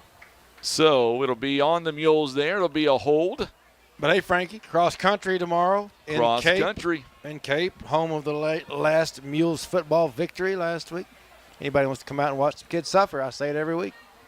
Tomorrow morning in Cape. So Some of the Jackson faithful are So they're going to spot him expressing their back opinion. at the. They're going to spot him back, it looks like, all the way inside the 30-yard line. Hey, do you think, does this door lock up here? We may have to lock this door. We may have to lock this door. I may have to go up there and sit beside Tim. Tim's gonna He's got the safest place in the house. We got to lock the hatch. I can't even see him.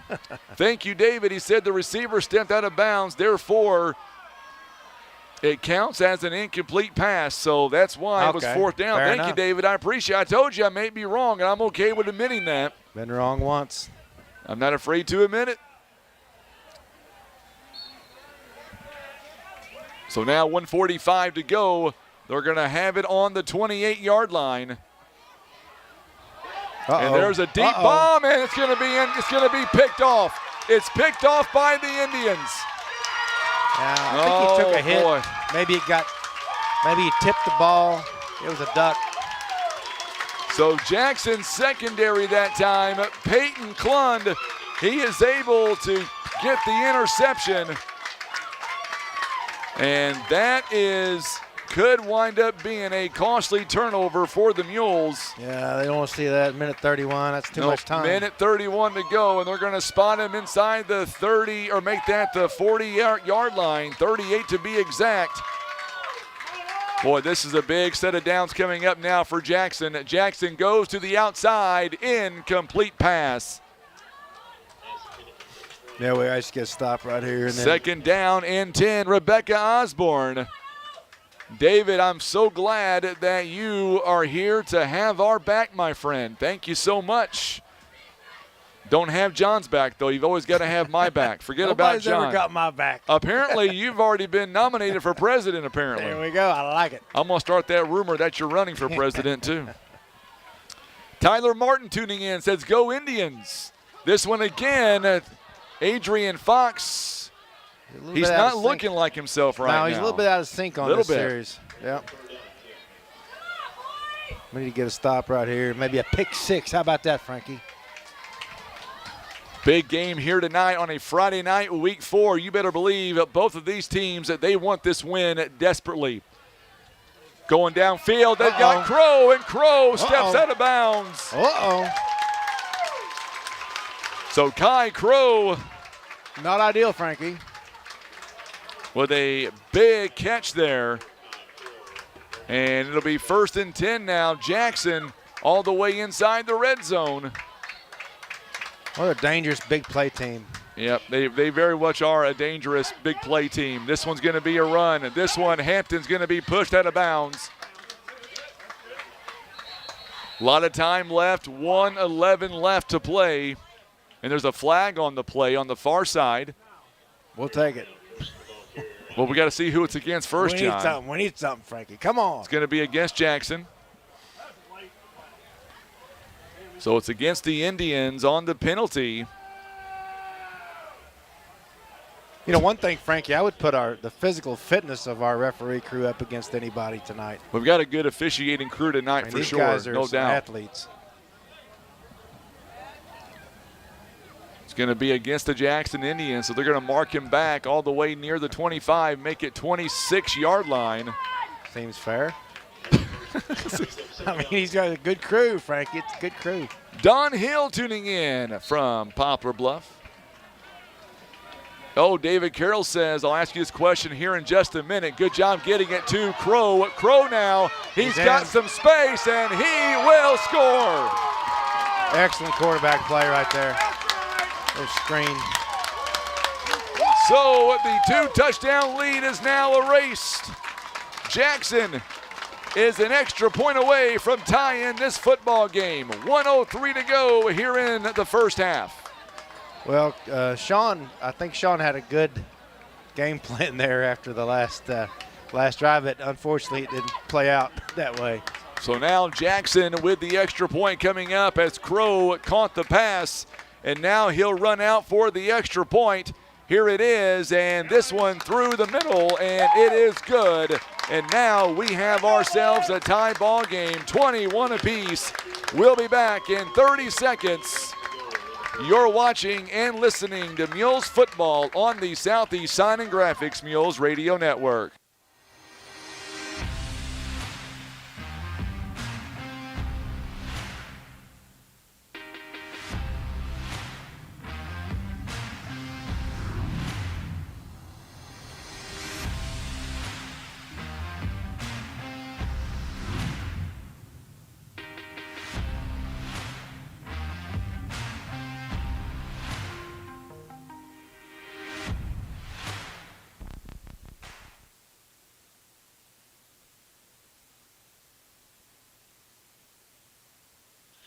All right, Sean, things have definitely changed right now as the momentum is going back toward the Jackson sideline. Yes, the mistakes on the Mules' part, both in the defensive secondary and on the offense, has allowed the Jackson Indians to get back into this. It's now time Mules to steal down. They still have a minute left. They can still get some points on the board and get this lead back before halftime. All right, so Kai Crow now going to kick it off. We are tied at 21 apiece. The Mules, they've got one timeout left. Jackson is down to 2 timeouts. Big kickoff there by Crow. This one is going to be taken by Graham inside the 5-yard line. Graham's already scored 1 touchdown here on special teams, and he'll get out to about the 26 or 7-yard line. So we'll see where they mark him down. More importantly, let's see what kind of offense we see here tonight, John. In the last 57 seconds, do you think the Mules just run the clock out here, or they try to be aggressive? No, I think you run the clock out here, get to halftime. You're getting the ball, start the third quarter, get into halftime, get these guys' heads back screwed on right. You know, point out the positives from the first half. Been an excellent half of football, minus about 45 seconds total. And come back out the third quarter and get some points then. Somebody just said on YouTube that Adrian Fox, has daydreams about beating the Mules. He's showing it right now. Let me tell you, the Mules going to run it. And the Mules still fighting for the extra yardage. They've got 1 timeout here. Jay Soto in on the run. Good effort. Very good effort by Soto. It'll be a Larry Hillis Dodge first down. They're going to go all the way to the 34-yard line. And the clock is at 45 seconds. Mules not in a lot of hurry right now. Jay Soto again just going to hang on to the ball this time. 35 seconds and counting, and it looks like here for the Mules, they might very well be just content on running this clock or running out the clock here.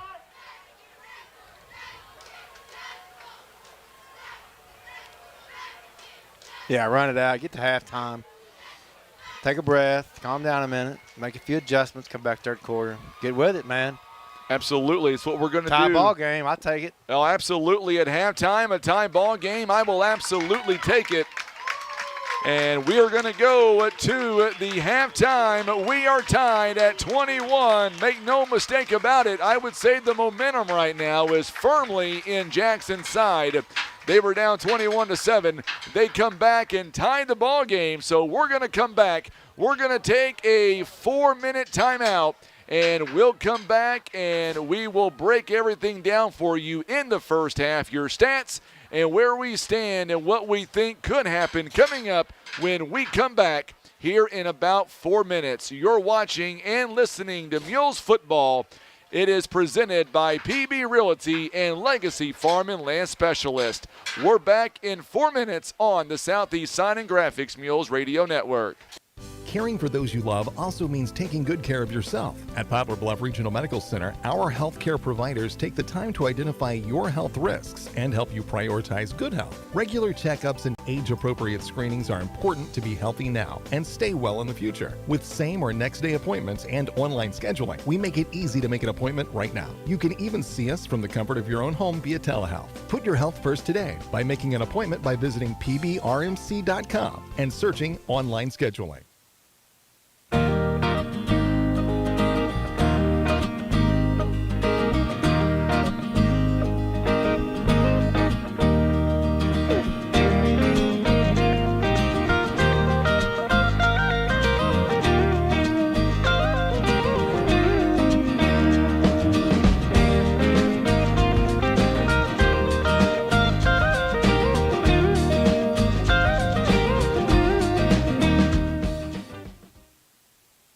the zone with Baldwin Toyota. Today's spotlight is a 2023 Toyota RAV4. Grab your teammates for the ultimate ride. The 2023 Toyota RAV4 offers a spacious interior and configurable cargo space. Now you can carry all your gear for the big game. That's right. And with the RAV4's all-wheel drive technology, you can effortlessly tackle any terrain. Get in the game and visit Baldwin Toyota and experience the 2023 Toyota RAV4 for yourself. And now back to Mules action.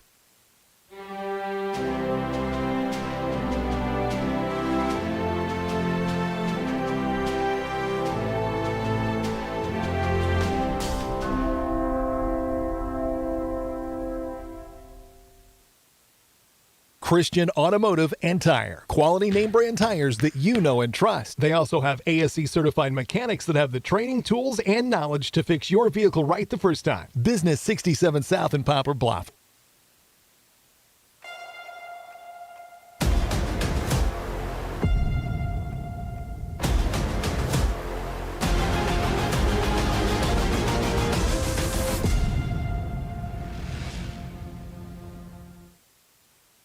Maverick Glass offers repair of automotive, commercial, and residential glass, including mobile repair services. From a chipped windshield to a custom glass shower, remember Maverick Glass. Thank you for making Maverick Glass the area's leading glass company for more than 30 years.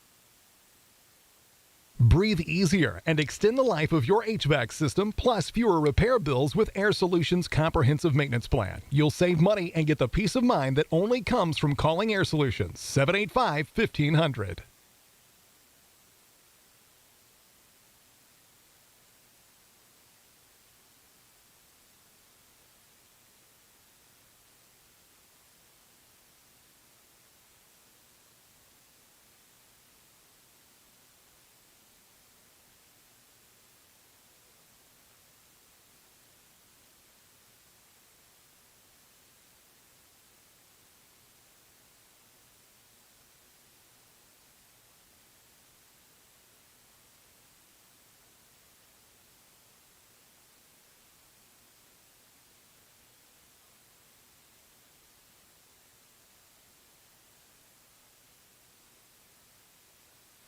And we are back here live at the half, and the Mules right now all tied up at 21. And look who I've got with me in the broadcast booth at halftime. It is her birthday, Miss Anna Hayes. She is a senior Lady Mule basketball player as well. Anna, first off, happy birthday, and thank you so much for joining us here at the half. Thank you. I'm super excited. You should be. I'm excited for you, and let's talk about this first half. Just like you said it a moment ago, just like the districts last year, 21-21 the score. The Mules got up by 2 touchdowns, but Jackson, they come roaring back. So first and foremost, can the Mules barn pick it up a notch here in the second half and keep our boys motivated? Oh, definitely, for sure. We love being able just to support them and see them work hard to succeed, and I'm just so excited for what the future holds for them. Absolutely. A good season to begin 2023. So more importantly, let's talk about you a little bit, a senior in high school.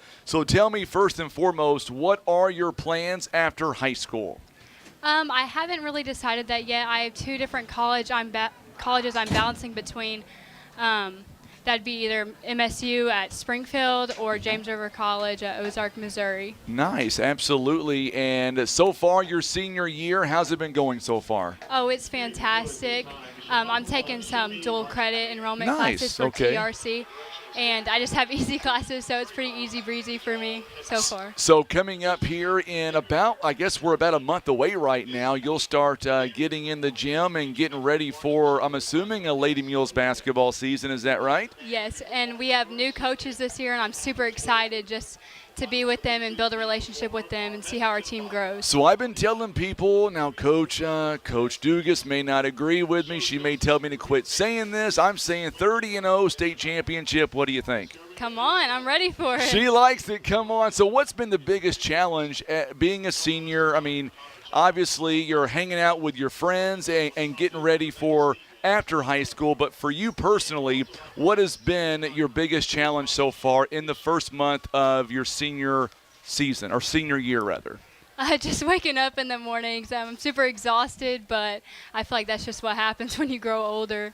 By the way, I think your Uncle Jason is tuning in. He is saying he's excited to have you on the program as well. So he's the reason why I knew it was your birthday, just so you know.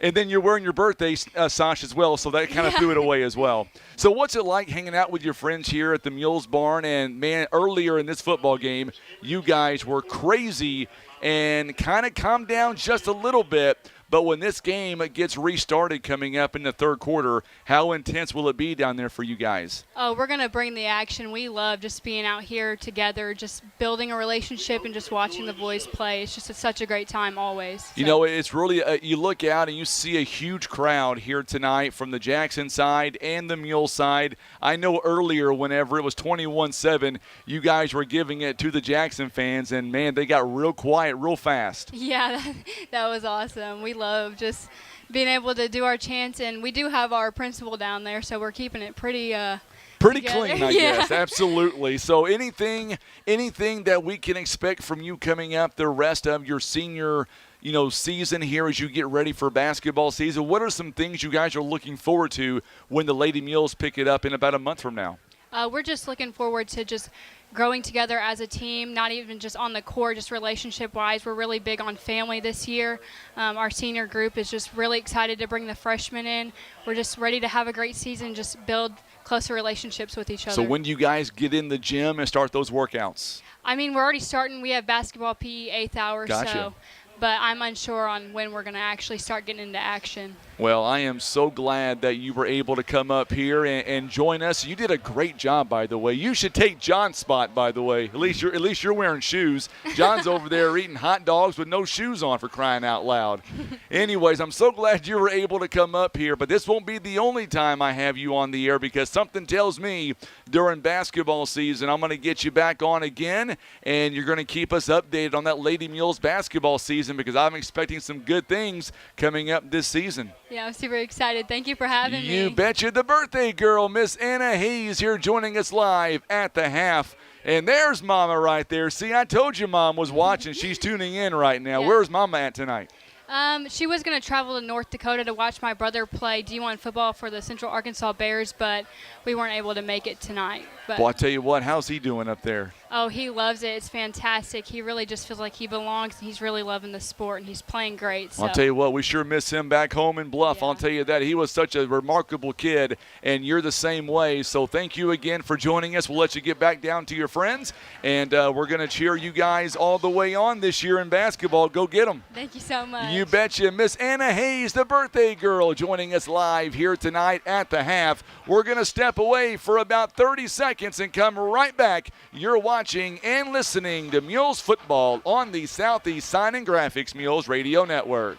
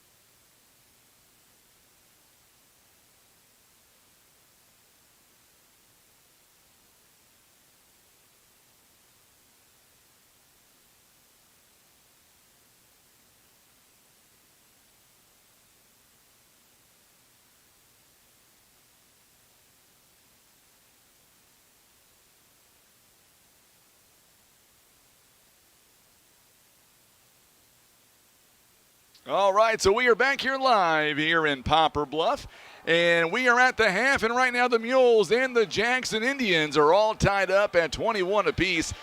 Let's go inside the numbers here. First and foremost, John, I was so honored to have the birthday girl, Miss Anna Hayes, up here talking to us, and she did a phenomenal job. A little bit nervous at first, but she did a great job. Yeah, you know, Frankie, kids this day, it's always hard to be a kid, and I think it just gets harder and harder. A lot of things are better, but it's tough. And these kids who come up here and do this at halftime, you know, I've been able to sit and watch. Really, really good kids, man. I mean, there's no way I could have done that back in the day. And to see these kids, they're very polite, they're well-spoken, they're well-rounded kids. And sometimes it's hard to remember they're just kids, especially some of these athletes that look like they're about 35. But you know what I mean? And you got to realize, hey, these are kids. And that's the thing about this team, limping into halftime, tied. I mean, we're in great shape, really, to be tied at halftime against Jackson at home, our field, our fans, our night, and to give the coaches an opportunity to tell these kids, hey, look, we're in good shape here. We can play with this team. We have played with this team. And I think that's one thing that people forget is, you know, these kids, it's hard. This is hard. Football's a hard sport. All these sports are hard. And these kids are really playing a good game tonight, and anxious to see a good second half come in. But, yeah, man, it's bright times for the future of America with these kids. Absolutely. Sean, I almost said Sean is right behind me. Tim, if you're up there tuning in, he may have his headset off for all I know. If you don't mind, put that Mules Trivia question back on the screen. The one that Sean thought was going to be tough. It wound up being maybe the easiest one so far of the year. Thanks a lot, Sean. He's back there nodding his head like he knew what he did. Jackson moved up to Class 6 this year, obviously. Their last game in Class 5, it was a loss to the Poplar Bluff Mules. No pun intended. Yeah, who was that again? It won. It was in the district semifinals. What I want to know is what that final score was, 29-28, 28-22, 21-20, or 24-21. The winner is going to get a $50 gift card courtesy of Academy Sports and Outdoors. And I'll tell you what, for the winner, I will also throw in a pair of flip-flops I just found up here in the broadcast booth. Slightly used. And they'll be signed by the one, John Scott. By the way, David Carroll, wanted me to ask you that if you ran for president, would I be your running mate? I don't know about that. The world may not be ready for a John for president and me for vice president. I feel like we could do some wonderful things, Frankie. But my mustache will stay. That's right. It's got to stay. Oh, it's got to grow. You got to grow that thing on out and twirl it up. It's got to stay. Yes. My wife hates it, by the way. She has already told me, she wanted me to tell you that you get no chicken and dumplings until I shave it off. All right. Well, we'll have to hold him down, Sean. I'll tell you what. So let's go over some of the numbers here. Keep your answers coming in. We're going to get a winner coming up. By the way, great job by the Show Me Marching Band. They've been out there performing, and I wish we were able to see the front side, but we're on the opposite side. But they do a remarkable job every time they step foot onto the field. So a great job. By the way, Rodney Graham wants those shoes, so if I pick Rodney Graham, you got to autograph him for him. Hey, Rodney, I don't know how much longer they'll last, but they'll feel good. Well, I'll tell you what, let's go inside the numbers here at the half, and let's look at it. Look at Jackson. Remember, we're tied up at 21 apiece. Jackson right now, 300 yards of offense. The Mules only have 168. It is about the run game right now. The Mules have 38 yards on the ground, Jackson 153. The Mules have 130 passing yards, and Jackson 147. By the way, Jay Edmondson, he is 16 out of 19, the one interception so far tonight. Adrian Fox is 6 out of 16. Let's go over the individual numbers. By the way, time of possession favors the Mules a little bit, 17-22. Jackson right now is at 17, or make that 13-30. So there you go. They're in the first half. Now, looking at the overall numbers, looking at Jackson, Adrian Fox right now, he is 6 out of 16, 147, 2 touchdown passes. Through the air, Blaine Harris has 1 catch, 15 yards. Kai Crow, 4 catches, 125 and 2 touchdowns. Remember, to begin the ball game, a 65-yard catch in the first quarter. And then Hampton's got 1 catch for 7 yards. Speaking of Hampton, on the ground, this young man, 7 carries, 117. He also had a 65-yard touchdown run. And then Adrian Fox has 4 carries, 33 yards, and then 1 carry on the ground. by Jason Goodman for 1 carry for just 3 yards, and that is your Jackson Indians passing and ground game so far. What stands out to you, John, in the first half by Jackson? Well, it's interesting, Frankie, hearing those stats.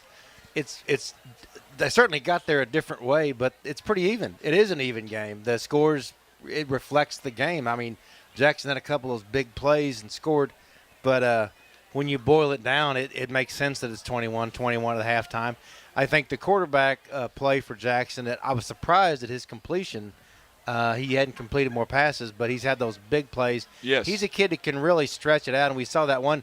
It got called back, but, he scrambled around forever and was still able to make that play. But, hey, second half, we shut down some of those big plays, and we grind it out, and we're in this game, got a good chance. Let's compare a little bit here. I'm thinking that, I'm telling you, Jay Edmondson, take away the 1 interception. Jay Edmondson, he has really grown up the last week and a half. He has been phenomenal so far tonight, John. 16 of 19, 130, the 1 interception, but it has been through the air for the Mules. Darius Graham, 4 catches, 30 yards. Romeo Wantor, he's got 5 catches, 71 yards. And then Dylan Hall's got 3 catches, 16 yards. Also, Mason West has a couple of catches for about 10 yards. On the ground, though, Logan Height, he's got 5 carries for 20 yards. And then that's about it. Edmondson's got 8 carries for 3 yards. And Jay Soto, he's got 4 carries for 15 yards. So bottom line, I want to see more what the Mules did in the first quarter when the Mules were going over the middle to Romeo Wantor and Darius Graham. It seemed like when the Mules were making those passes down the middle of the football field, that's when we did the majority of our damage. Yeah, no kidding. The little quick hitters, the quick pass. Jay's got a strong arm. We're much more productive when he throws that little quick laser as opposed to the floaters that go out. Jackson defense is way too fast for that. Even if we make the catch, we're not going to get yards after the catch because those defenders are going to be right upon us. But, yeah, you can see a lot of our playmakers, I think that, for them, the game has slowed down a little bit. You can see that with Jay. When he scrambles around a busted play and he's got to run and get a few yards, it's as though he sees the field better. He can make that spin move and pick up a few yards. Last year, that wasn't the case. It was like everybody else was moving faster somewhere. I think he sees the field better, and he can get some positive yardage. Of course, our playmakers, Romeo, really a luxury to have. Throw it up around him. He's going to get it and run. And Darius, with the school record, we were here, saw it happen, Frankie, the school record 94-yard run. So, those guys are coming together. The team is getting that character. Everybody's finding their roles. And if we keep building on that, this team's going to be very, very dangerous as the season. I heard Coach earlier on the way in. I was driving in to listen to your interview talking about, hey, it's already a third of the way through the season. Crazy how fast it goes. But the team has really, really improved from where they were that first game till now. Absolutely. Jackson, by the way, and Poplar Bluff each scoring 7 points in the first quarter, 14 in the second quarter. Kai Crow began the ball game with a 65-yard pass from Adrian Fox to make it 7-0 with 11:15 to go in the first quarter. And then later on in that first quarter, Logan Height with a 2-yard touchdown run with 1:22 to go left in the first quarter, 7-7. Second quarter, Darius Graham, a 94-yard punt return, a score record, by the way. That was at the 11:39 mark. And then with about 6:14 to go, Jay Soto with a 7-yard touchdown run, his first of the season. And then literally 14 seconds later, it was a one-play 65-yard touchdown run by Hampton to make it 21-14. And then with $1:03 to go in the first half, it was a 21-yard pass from Adrian Fox to Kai Crow to tie the ball game at 21 apiece.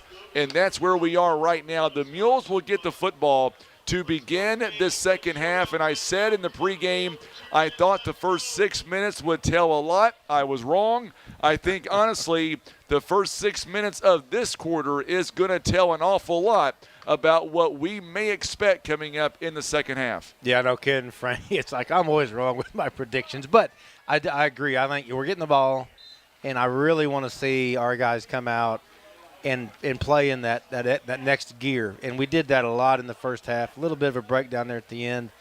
And but, yeah, that effort, that extra few yards, extra second or two, protection, extra little bit of this and that. Get some points here, set the tone for the second half, and it's anybody's game. All right, let's go down field side. Sean Manning down there. And, Sean, what do you have for me as we get ready for the second half in about 1 minute, 13 seconds? Well, I think the players definitely got a little bit of a talking to based on their kind of demeanor when they came out at halftime, at the end of halftime. They were up 14 points, kind of let that lead slip away. But we're going to see what happens, how they're going to come out. They have the ball to start here the second half. Are they going to come out and say, hey, we're going to punch Jackson in the mouth. We're going to get those 7 points, take the lead back, and see if they can build that momentum. Here we start the second half. The entire team is on the field getting ready to start. We're about 40 seconds away. We're going to throw it back to the voice of the Poplar Bluff Mules, Frankie Castillo. Thank you so much, Sean. I appreciate that, my friend. And let's go ahead and give this away now. $50 gift card from Academy Sports and Outdoors. Jackson moved up to Class 6 this year. Their last game last year was, of course, a loss. Wait a minute. Want to go back down at field side here. Sean, what do you have down there? Oh, I was just talking with Coach Gilberto over here. Coach. Had a little kind of a discussion about what – I'm calling everyone coach today. I don't care. He's more of a life coach. Right? I was going to say, he's a life coach. Get him on the air, Sean. You're okay with being called coach, right? I've been called all kinds of things. So what do you expect to see to start here in the second half, Greg? They're going to move. The defense is going to move around a little bit. We know what we did wrong with the run, and we'll make it some stops. They'll make changes. Halftime changes are awesome in the locker room. Yeah, they're going to get those changes made. Hey, Sean, ask him how come we haven't done coffee with the pastor yet. How come we haven't done coffee with the pastor yet? Frankie wants to know. Oh, Frankie, we are so due. Next week, we got to do something. Next week, I'm going to hold him to it right there. All right, Sean, appreciate you, my friend.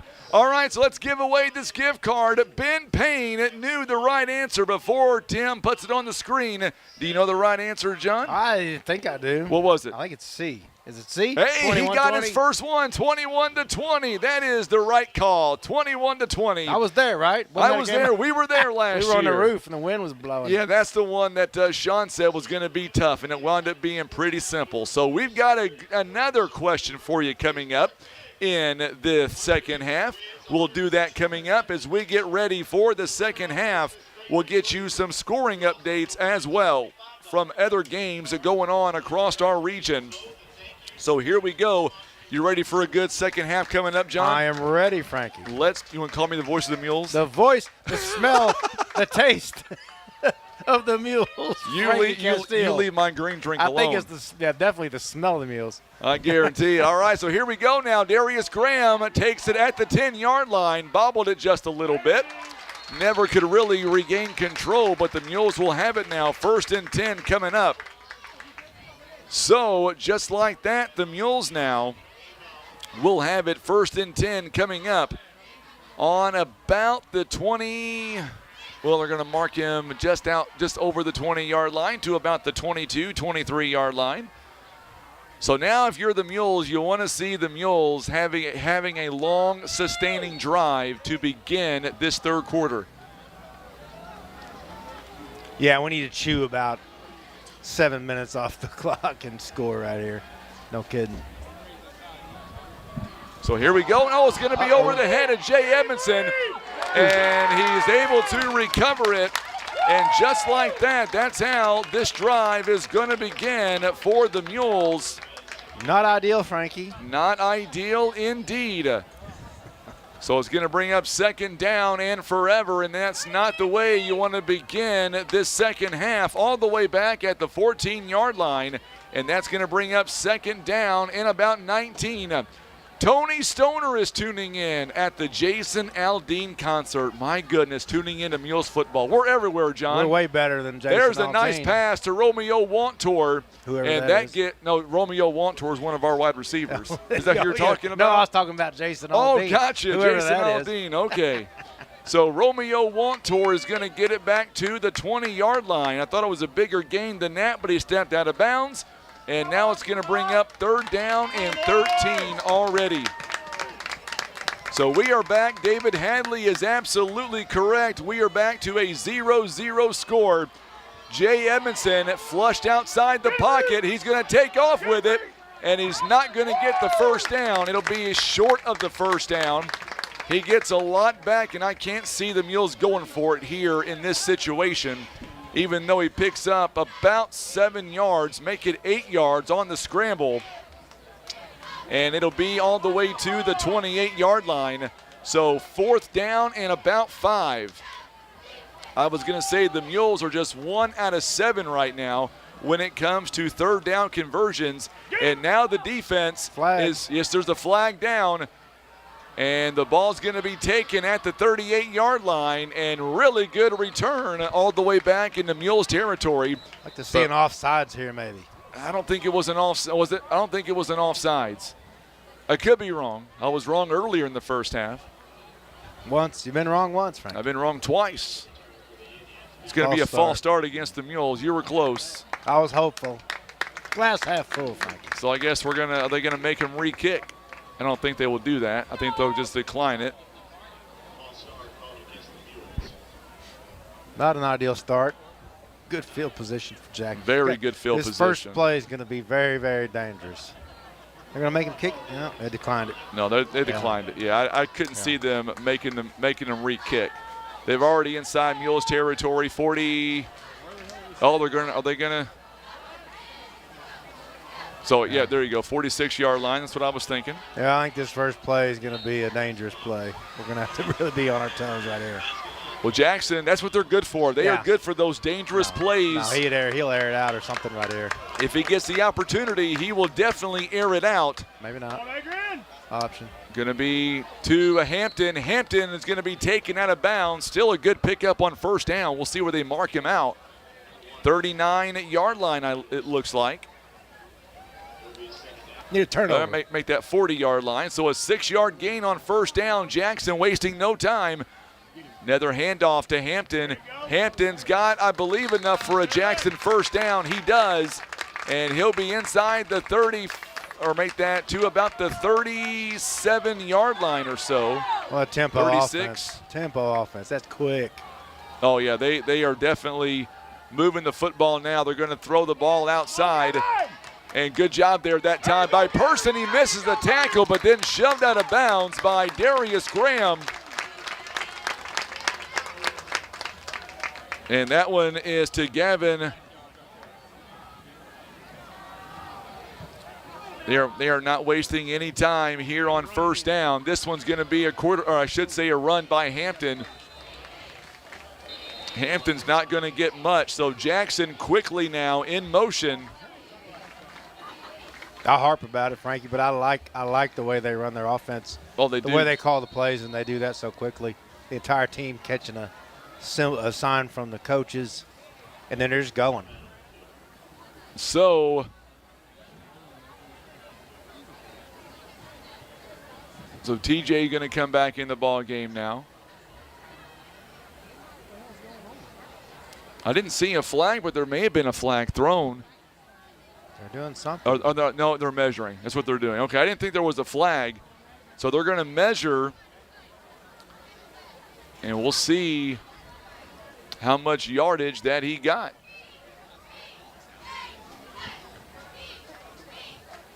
Short, a little short, about a foot and a half. So, second down coming up now.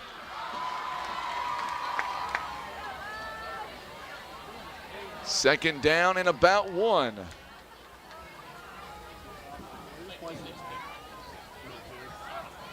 Just short of the first down marker, but boy, not short by much. And right now, Jackson coming out in this second half. They are running. Come on, Hampton, he has been a huge part of this offense here tonight so far, John. And by the way, Hampton, as he gets the ball, it's going to be a quarterback keeper this time. He will have a first down. Adrian Fox doing a great job faking out the defense, going to Hampton. Hampton, by the way, is only a freshman. Oh, we'll see him. We'll see him for a while. You might as well get used to that name. Down to the 19-yard line. The Mules defense, Josh Alcorn there, taking down Hampton, as does, oh, we got a flag down. Wait that's a minute. That's going to be on us, I think. Yep. You don't like to see that, Frankie. Personal foul. We don't need that. So a flag thrown. It's too Now late the in officials. season. Too late in the season for that kind of thing. Yep. Officials are talking about it. And now we'll wait for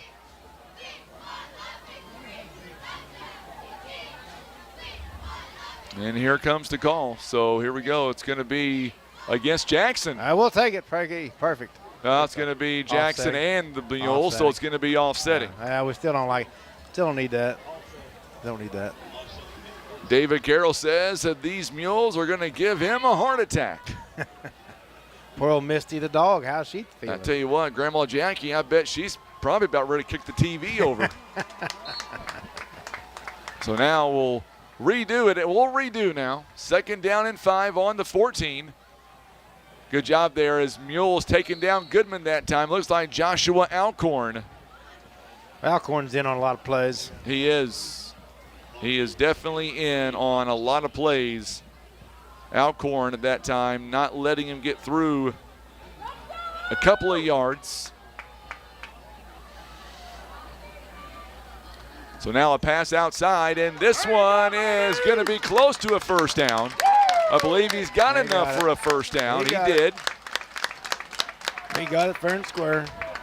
First down. So Jay Soto with the tackle. And they're going to mark him down. It's 1st and goal now for the Jackson Indians on the 7-yard line. Going to be a handoff to Hampton. Hampton is going to bounce outside, and Darius Graham takes him out. Good hit by Darius. Good tackle. Tell you what, though, what a run once again by the freshman Hampton. 2nd down and goal this time. Just inside the 5-yard line. 2nd and goal. Going to be the Wildcat formation. TJ is going to push his way in. There's a flag thrown. Flag thrown right there at the goal line. So we'll see who this one's going to end up on. Little holding, perhaps. That's what I'm thinking. And yes, it is. It'll be a hold against the Jackson Indians. So we're going to back them up a little bit. Really a good crowd here tonight. It is a great word. Great crowd.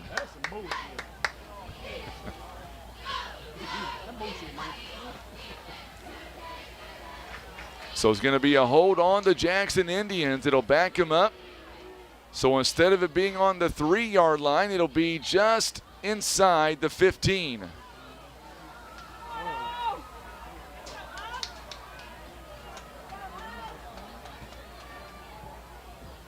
So now Fox outside the pocket, going inside, and he makes the catch to Crow, and Crow will score. So Crow is going to score again at 13 yards. We just did that.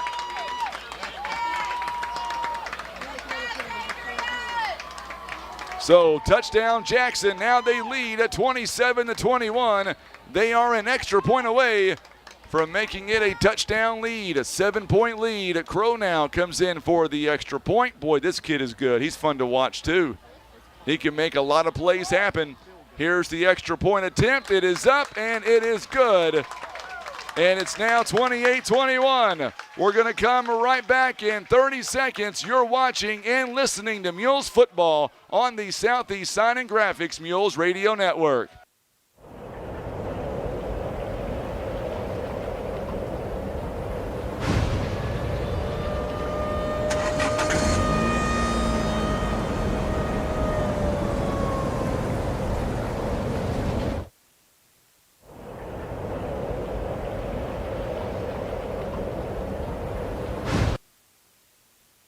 Imagine playing sports, reading, or driving without needing contact lenses or glasses? The eye LASIK procedure at Eye Care Specialists could be the answer to help you improve your vision. Call Eye Care Specialists to schedule a free screening. All right, so we are back here as we get ready for the next drive for the Poplar Bluff Mules. The Indians now lead it by a score of 28-21.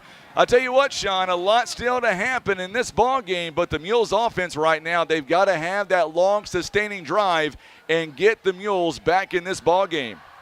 Yeah, they can't make any mistakes. I think they're probably going to try to stay on the ground for a little bit, get Graham some yards, just kind of develop some momentum and a rhythm here in the second half. All right, John, do you have any questions for Sean down there? As Crow kicks off, and this one may go to the end zone. It will. It'll be a touchback. Well, actually, I'm not going to – sorry, Frank. I'm not going to ask it. Nope. I have no questions for Sean. Good job, though. It's really nice to have him down on the sideline. It really is. Because he can provide that insight on the other side that we can't always see. Sean, do you have any questions for President John Scott over here, the future president? Is there a spot open in your cabinet? Absolutely. Okay, I'm going to turn your mic off now. We're going to go back to football now. I can't have this kind of corruption in the broadcast booth.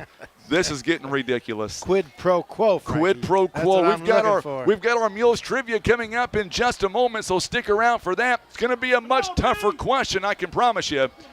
A grill is up for grabs. Ben Payne winning the gift card. Jay Edmondson is going to get out across the 25-yard line. Yeah, we'll fire that grill up, try it out a couple times, just to make sure it works. Just to make sure it works. It's one of those outdoor gourmet kettle grills, actually. That's what we like. Nice run on first down by Jay Edmondson. Make no mistake about it, John. The Mules are very much alive in this game. Absolutely. Absolutely they are. We've got a great question by Tom Cash coming up in just a moment. Flips it outside to Jay Soto. Soto is going to be shy of the first down marker by a couple of yards. He may have gained one on that play. It may end up being it will. A 1 yard pickup. It's now second, or make that third down and about 2, long 2, short 3. Long 2, short 3. You know, sometimes Mules we're better when we have to be better. You know, like we don't handle success real well, but we get a little behind, we get punched down a little bit. That tends to be when we rise up, so let's see it right here. So Mules now back out there, third down and a short 2. They're going to hand it off to Soto. Soto bounces out, and he's still fighting for yards. I don't think he got, well, we'll see where they mark him down. He's going to be close to the first down marker, maybe a hair shy. We'll see. I think he got enough depending on where that official was standing. Get a little home spot here, Frank. I think he's going to be short by, oh man, it's going to be about a full yard shy. So it's fourth down and 1. I can't imagine the Mules going, well, you know what? Nope, Colton Palma's going to come in now. Might as well fake it.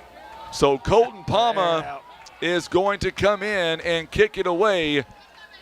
Here's the punt. Good kick by Palma. Yeah. Yes, sir, indeed. It backs him up to the 35-yard line. And now the Mules got to tackle him. Now they do, right at the 47-yard line, 48-yard line. So Aiden Pratt with the stop that time. Nice open field tackle. Boy, the Mules got all the way up to 9 yards on those 3 downs and just could not get that first down. Yeah, they're going to have to convert that if they're going to stay in this game. Need a turnover right here, Frankie. And now this is big for the Mules defense. You were just out there, a quick 3 and out. We told you the first few minutes of this third quarter may say a lot. What do we got here? We got a flag on the play at the very end, it looks like. What? That's gotta be unsportsmanlike. Yeah, there's the flag. I didn't see it thrown. It was in the middle of the pile. Yeah, you know, that just doesn't need to happen. Does not need to happen. So now the Mules defense backed way up, and they're going to spot him on the 37-yard line of the Mules, and that's where Jackson going to take over. So after the penalty, there he goes. Adrian Fox going to go downfield, picked off. Is it? It's incomplete. Oh, man. Two Mules players run right into each other. Darius Graham and Dylan Hall each going for the interception. Oh, man. And honestly, you look at that play, and that one should have been intercepted. Yes. It's just bad luck on that collision. Yeah, they just ran right into each other is what they did. 2nd down and 10. Fox now going outside, and this one is incomplete. So Hampton could not make the catch. Fox now, there's a few times this game where Fox has made some throws like that, where they've been off target, and that's one of them. Quickly, 3rd down now. 3rd down and 10 for the Jackson Indians. David Carroll says the penalties are hurting the Mules right now. Jackson on 3rd down conversions, 3 out of 6. They're going to hand the ball off to Hampton. Hampton is not going to get much on that carry that time. Mr. Carroll's right. The penalties have been a real problem for us this entire season so far, and it really shouldn't be the kind we're getting. So 33-yard line now for the Indians. It's 4th down. Fox is going to go, and he completes it, and it's going to be a 1st down Jackson. They get it to Blaine Harris, and Harris is able to stay in bounds. And it is a Jackson 1st down on a big 4th down and 6. All the way to the 24-yard line. Oh, Jalen! And now Jalen again. This time the Mules not fooled. Connor Stevens, Logan Height is in on the tackle that time. And we'll see where they mark him down. They maybe give him a yard of forward progress. 2nd down and 9. Make no mistake about it, this game is far from over. We still have a long way to go here. The Mules, though, have got to get in rhythm. They're going to go downfield, and this one incomplete. Great job by Jay Soto in the end zone. Great defense. They were going for Blaine Harris again. Great individual effort by Mr. Soto. That was a great individual effort. And now it is 3rd down and 9. You better believe, or make that 3rd down and 12 rather. It's 3rd down and 12. They've got 2 more downs to get it. 2 downs to get 12 yards. So now Fox going to take off with it. Bounces off of one defender. Logan Height, though, says you're not going to get much more than that. Also, Lincoln Warren there on the tackle as well. Tell you what, this Mules defense, they're playing their hearts out again tonight too, John. Oh, they absolutely are. They absolutely are. They played a really good game. I mean, they got a few scores to Jackson, but they played an excellent game so far. So now it's going to be on the 20-yard line. Here we go. And picked off in the end zone. And that's smart play by the Mules. Yes, sir. Is that Dylan Hall? Yes, it sir. is. Dylan Hall with a huge interception in the end zone. And the Mules. Oh, they went back to the old honey hole one too many times. Yes, they did.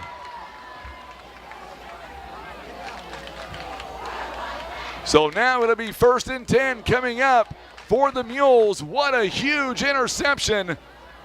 And that'll get the Mules fans cheering on Facebook and on YouTube.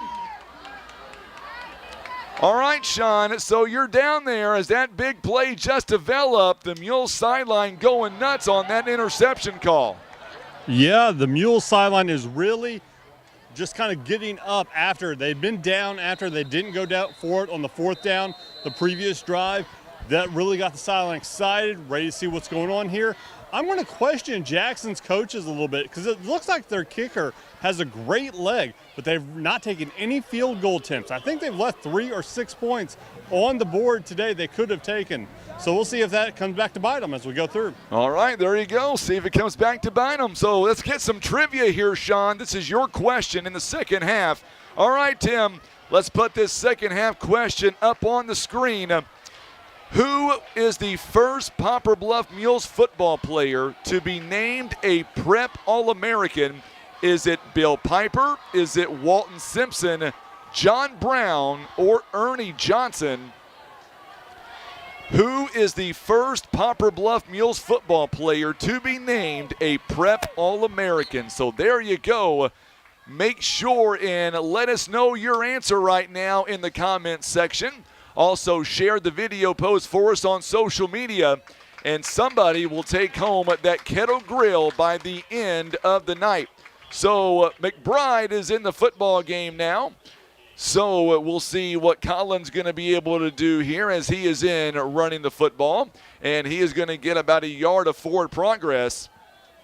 It'll bring up 2nd down and 9. Any guesses on that one, John? Oh, I got guesses, Frankie. I'm full of guesses. Yeah, but they're probably all going to be wrong. That's right. All right, so Edmondson now. Boy, the Mules got to get a first down on this drive and keep that offense out on the football field, and that's not going to do it there. A quick handoff and not much on the play. So McBride is not going to get much. We'll see where they spot him down. They may be going to give him maybe a yard, and that's going to be about it. Playing a little bit tight. Nope, they're going to say no gain on the play. So a 3rd down coming up. 3rd down is on the way. Mules defense had a huge interception a moment ago. Now they're going to air it out. They do, and it's going to be a first down, I believe. We'll see. Well, no, it's not. A little bit close. Nope. A lot of yardage. Nope, that was a lot. Yep. Yeah. Not going to be a first down. I thought maybe he was going to be able to advance it, but he's not able to advance it. Romeo Wantor is not able to get to the 30-yard line. Instead, they get it to the 25. So that is back-to-back 3-and-outs. 3:47 to go here in the 3rd quarter of play. And right now, the Mules defense doing its job. Good kick by Palma, but he catches it on the run. TJ Altenthal, he is going to be inside the 35. Good job by Logan Height wrapping him up. Well, that was also Colton Palma as well. Boy, he caught that one on the run. And once again, the Mules defense is backed up. Yeah, defense has played well. Our offense, second half, a little too tentative, a little too tight, a little too conservative. So 30 yards here. They've got to go for another score. You're asking the defense yet again. You're asking the defense to really step up in a big way. And there goes Crow down the sideline. And Crow is going to spin his way in. He steps out of bounds. Yeah, not ideal. Yeah, you know, our defense has played really well, but we can't expect them to get in these reps, this many reps, and hold a team like Jackson. No, absolutely not. So they're going to mark him down all the way at the 7-yard line. So now Fox, this time Lincoln Warren is there, makes the first hit. Welcome to Poplar Bluff, Mr. Fox. He took a pretty good hit right there. You know, he's a great quarterback. He is. I really a casual. He just flips it, calm guy, but he's not run the ball very well tonight. So 2nd down and goal. They're going to give it to Hampton. Hampton, he can run the football, and he's going to get close. He'll be marked down at the 2-yard line.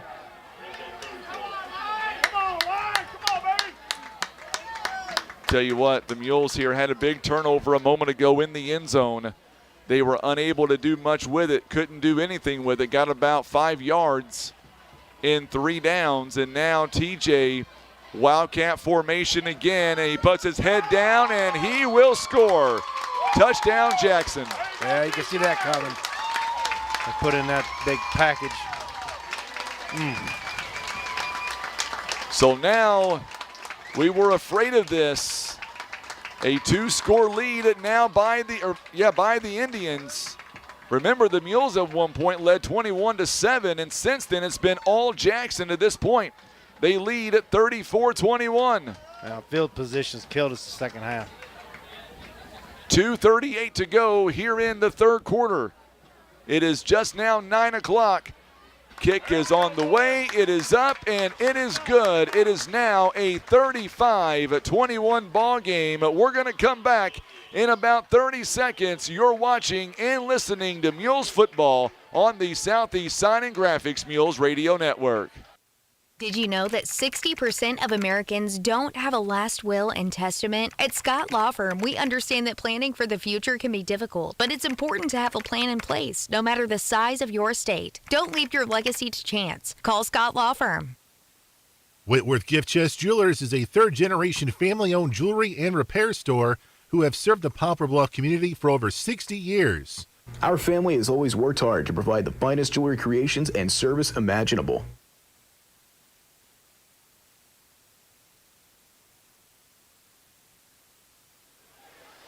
All right, so here we go now. It is 9:02. I'm Frankie Castile alongside John Scott. By the way, Farmington, they lead Sykeston at 28-7 at the end of 3 quarters. That's where we are right now. And now Crow is going to kick it off, and this one's going to be a line drive. This one may go out of bounds or in the end zone. It goes in the end zone. So it'll be a touchback here, and the Mules will come back out. And they will have it 1st and 10 on their own 20-yard line. If there was ever a time the Mules had to score, now is that time. Yeah, we need to do something a little different. Jackson's clearly made some adjustments at halftime, stifled our offense. So we're going to have to find a way to get something going here, Frankie, before this gets away from us. We're getting closer and closer to that 1,000th subscriber on YouTube. So we're going to have to give away something very special once we get to that 1,000th person. Pair of used flip-flops. Pair of used signed flip-flops by John Scott. Could be our future president, El Presidente. So now Edmondson and the Mules coming out. Mules down by 2 scores. Mules. Jay Edmondson's going to go downtown, and he's going to just off the fingertips. It was intended for Romeo Wantor. It's incomplete. And the Mules still looking to get something going here in this 3rd quarter of play. Jackson has 403 yards of offense. The Mules have 188. This stat's mind-boggling. Jackson 194 on the ground. The Mules have 48. Oof.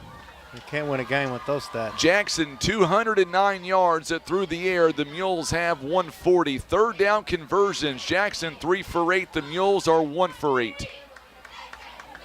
So now Edmondson 2nd down and 10.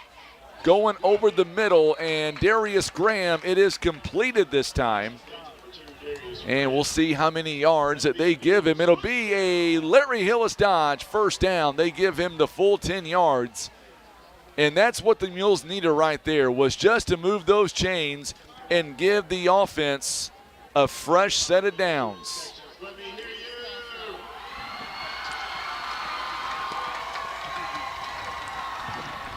Brandon Spain trying to get the crowd into it. Mules Barn, they want something to cheer about. So now here we go, Jay Edmondson.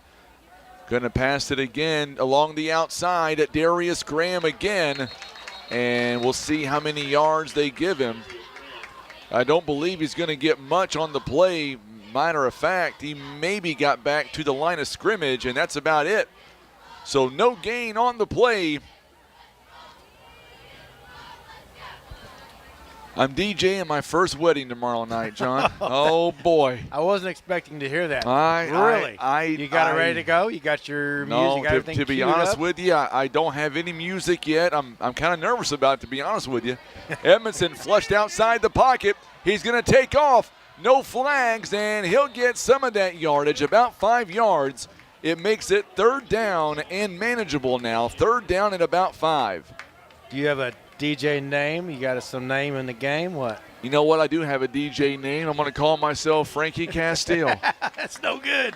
I'm going to, matter of fact, my tablecloth, it might say Voice of the Mules on it. You got to be Frankie Fresh, Frankie Fresh. I don't We need think to so. solicit from the audience. What should Frankie's DJ name be? I don't know about all that. I may not even sleep tonight. We'll take this show on the road. But I really have no music for tomorrow yet. That's pretty bad. Plenty of time. 3rd down and 5. Mules got to have this one. They're going to go outside. This one hit as he caught it. And I believe it's going to be a catch to Derek Burton. And we'll see where they mark him. He might be a yard shy, John. I think he is about a yard shy. You might as well go But for you got to go for it here. It is going to be at least a yard shy, maybe a yard and a half, really. DJ Frankie Fresh, Frankie D something. We'll come up with something We'll good. come up with something. The football I just want royalties, Frankie. is on the 38.5-yard line. Mules going to go for it here. Sean is standing next to, I believe that's Greg Gilberto. We'll bring them on here in just a moment.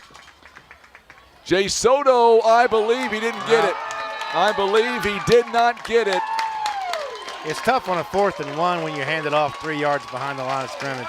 That's just an opinion of mine. So Jay Soto could not get the first down, and Jackson is going to take over on downs, and that's a big play there, Sean. Yeah, that's just a heartbreaker. John said it earlier, and he was absolutely correct. Field position has been the key of this second half so far, and Poplar Bluff unable to keep that down going, unable to give their defense a little more rest. We got 2 seconds left here. Hopefully we can get a stop and no big play here to end the quarter. All right, 2 seconds left here in the third quarter, and they're going to run the football. And this one not going to get much on the run that time by Zach Crump, and that'll be the way this quarter will come to a close. And it might be a yard loss, or maybe a half a yard loss, rather. And that'll be the end of the quarter. And the Mules lead it, or I should say trail by a score of 35-21. Don't go anywhere. We're coming right back. You're watching and listening to Mules football on the Southeast Sign and Graphics Mules Radio Network.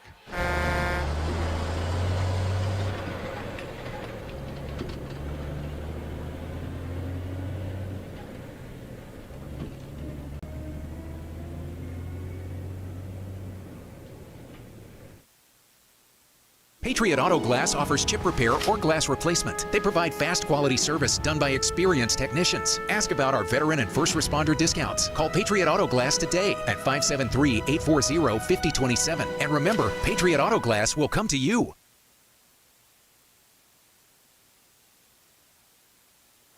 Mules football this year being brought to you by Senator Jason Bean, Maverick Glass, Air Solutions, Larry Hillis Dodge, Eye Care Specialist, and the Scott Law Group, LLC. So second down and about 11, and now the Jackson Indians will get the football right back following that turnover on downs. And now the Mules defense here, they've got a lot of pressure on them now. There's a run right up the gut. It's not going to be enough for a first down, but it's going to be to the 30-yard line. So Jackson using some fresh legs all the way down to about the 30. And now they're going to run the football again as Crump again. And I believe this time he will have enough for a first down. He will. So Jackson trying to make this a 3-score lead right now. They're inside the 25-yard line, and they're not wasting any time whatsoever. First down and 10. Another run, and this time the Mules, boy, this Jackson football team, they are very good, John, especially when it comes to the ground game. Oh, yeah, they get their foot on your throat. They don't let up. No, they don't. They know how to close out a game. Second down and about 5. Second and 6, rather. Another handoff here. It's going to be to Kai Crow. Crow now buries his shoulder, and he is going to be close to a first down, but didn't get all of it. It's going to bring up third down. Well, I'll tell you what, the Mules defense right now, they're going to have to dig down deep right here, John. That's 28 unanswered, I think, so far. And now Adrian Fox going to look back at Coach Nesbitt. Got a chance to talk to him during the pregame. And Adrian Fox has a first down, and he will extend, and he'll get to the 1-yard line. Nice run. Man, he's tall, long, I guess is the word they use now. Stretched out. I thought he had it. So he picks up 16 on that one. It's first down and goal now. Jackson about to run this up to a 3-score lead, and they will. Hampton, another touchdown run. The freshman gives Jackson another 6 points. Grandma Jackie could have walked that one in. He had a little bit of space. But, hey, our defense, you know, it's getting away from them, but they've played an excellent game. I mean, you just can't expect a defense to play short field and stop Jackson 4, 5, 6 times in a half. It's not going to happen. 41-21 the score. Crow going to come in for the extra point attempt.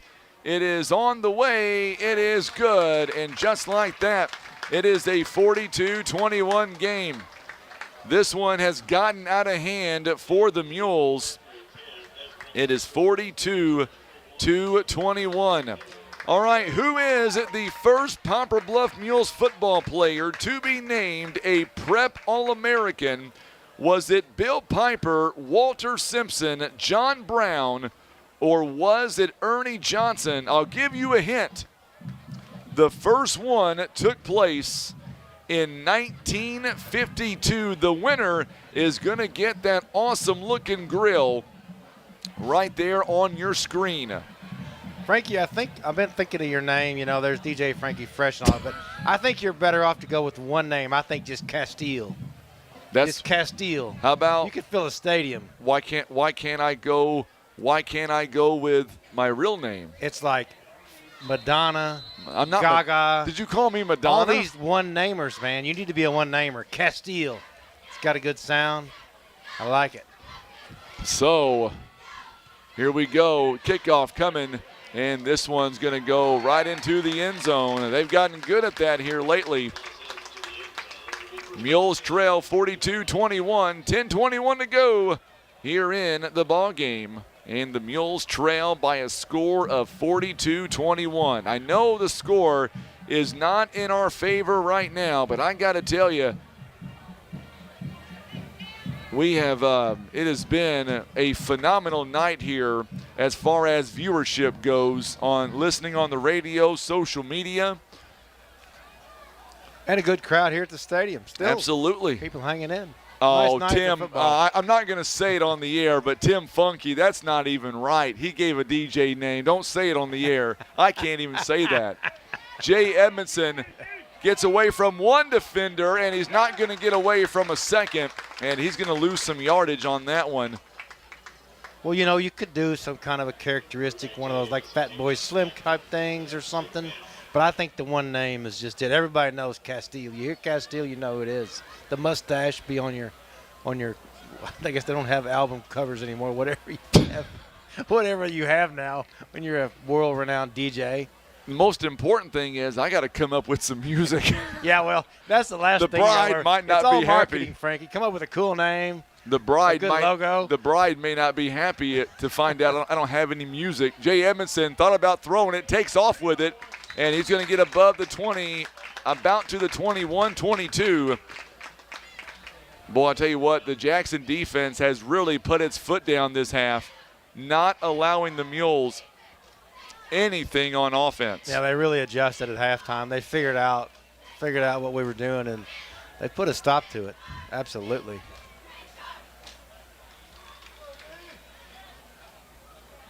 So now it's going to bring up 3rd down and 9 all the way to the 21-yard line. One thing the Mules have not done well so far tonight, that is 3rd down conversions. Mules so far tonight are 1 out of 9.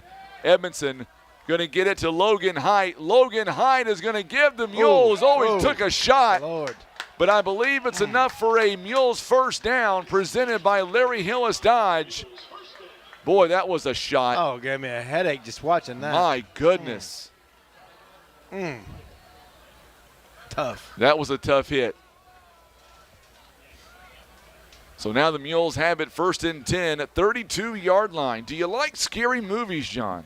Yeah, you know, I like some scary movies this time of year, especially if I get into Halloween times. Tell you what, the Mules barn over here to my left, they're still on their feet. They've been cheering all night long. Jay Edmondson, it's going to be picked off. He is picked off in the secondary by Fisher Stevens, and that is costly.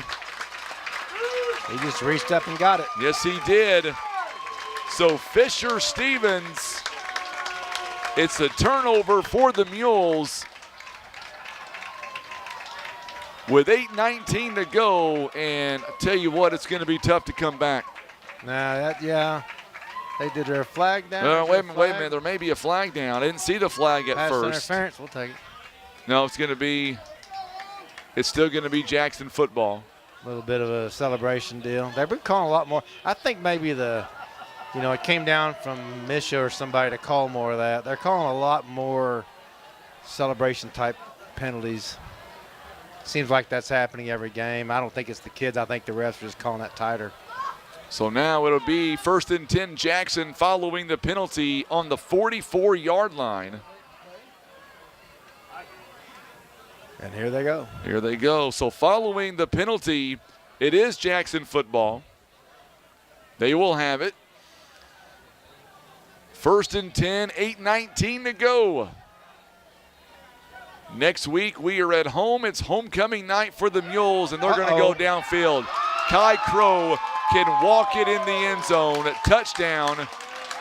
And there's another flag, and this one, I believe, is going to go against the Indians. Yeah, he was doing It'll be after the play was over. The touchdown will stand. Doing a little business there. But it's going to be against the Indians after the play. A little bit of business.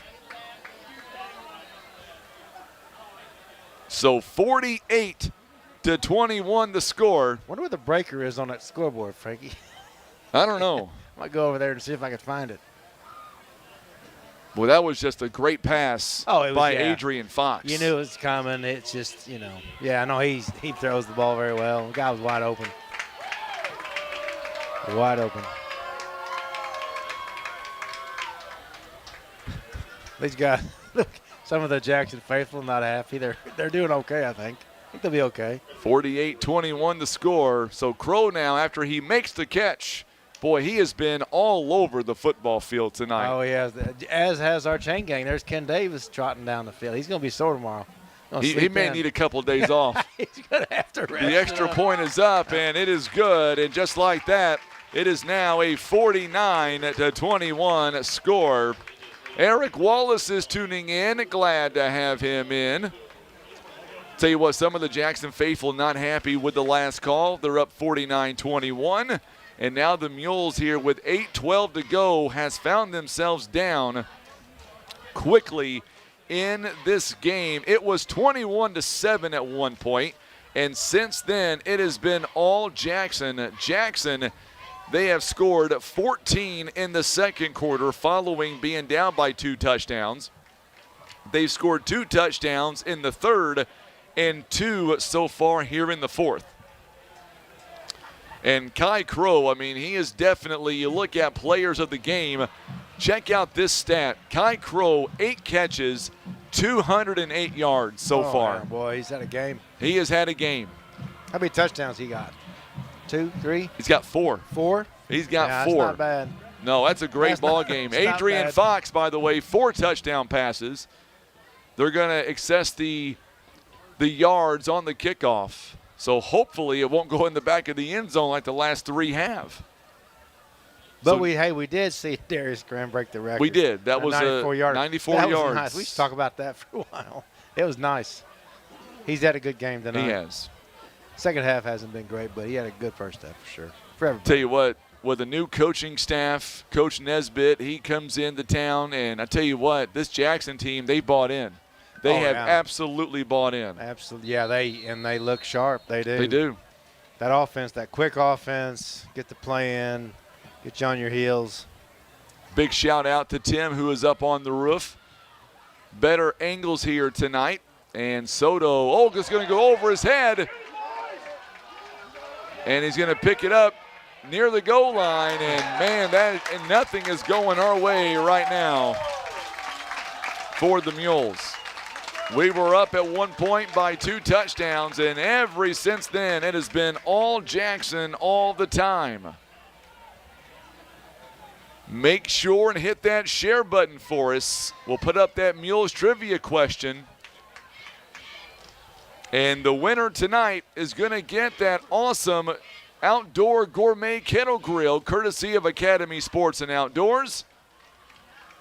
It'll be 1st and 10 on the 7-yard line. To win it, you got to make sure and also share this video post. And we'll pick a winner coming up here very, very shortly. Got to say, Frankie, the Jackson cheerleaders down here doing a nice job tonight.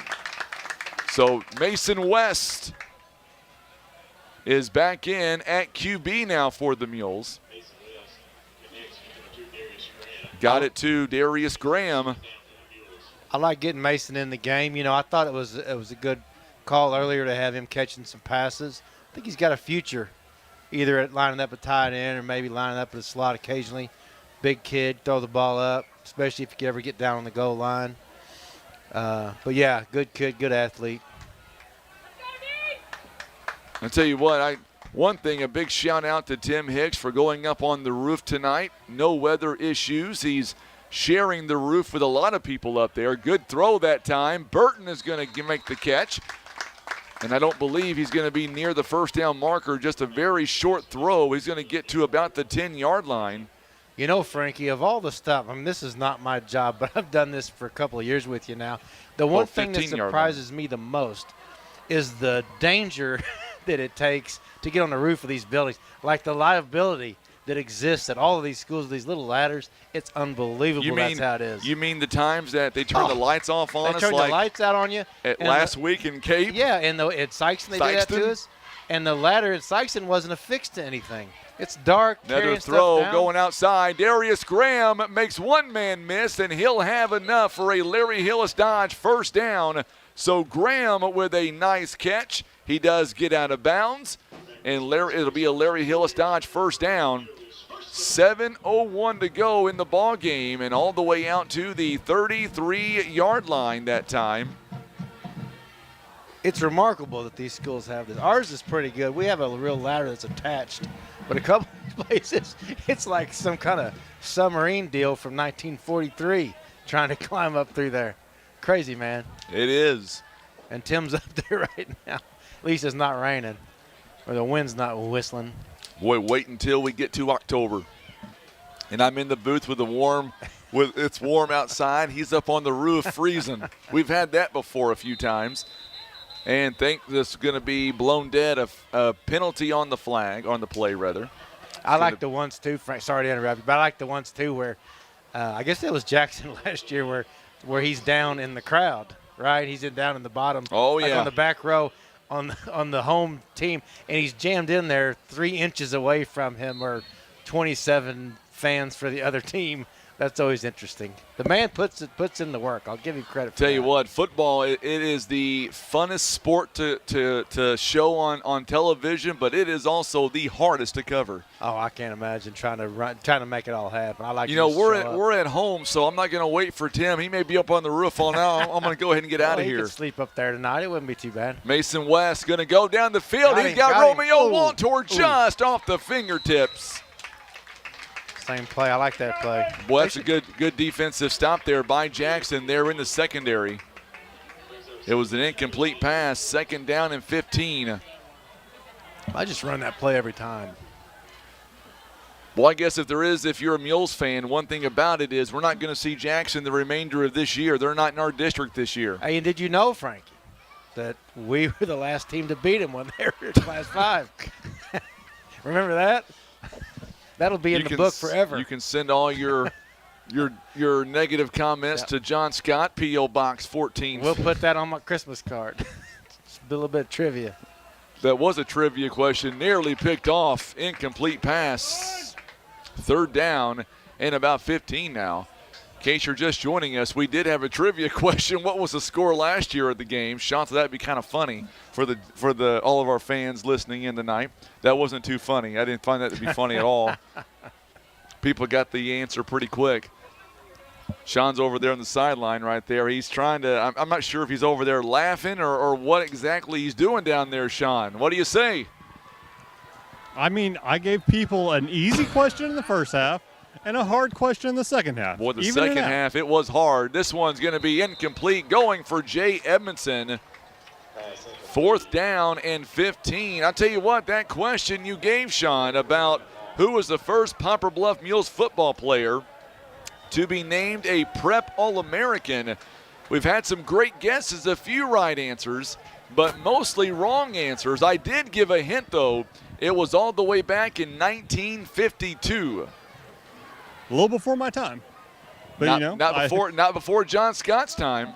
Hey, it's all about the same. I figured that out. I tell my kids stories about college and realize that I might as well be talking about Civil War stuff. There's a kick by Palma. This one, good job there by TJ. He bobbles it just a little bit. There's going to be a flag. Yes, it is, and blocking the back is coming. Very apparent. Do you see that one, Sean? You're over there on the 20-yard line. Yeah, this is going to be a real easy call. I think the receiver even knew it because he just kind of headed it out of bounds. Wasn't going to take the hit for something he knew wasn't going to count. And also, I'm going to say, I think the DJ name for Mr. Castile tomorrow should be DJ Steely Frank. Steely Frank? Steely Frank. I think that sounds good. Listen, Sean, I'm in a position now where you were in my office earlier, and I'm not lying. I don't have any music ready to go. I mean, that's what tonight's for. This could be the shortest ever wedding ever lived. DJ Frankie Stash. How about that? I think it's going to be a fantastic one because if you have no music, you do have a microphone and you can provide the music. You can hum, sing a little, dance a little. Hum a little bit. So 5:45 to go now. So now following the penalty, it'll be 1st and 10 for the Jackson Indians.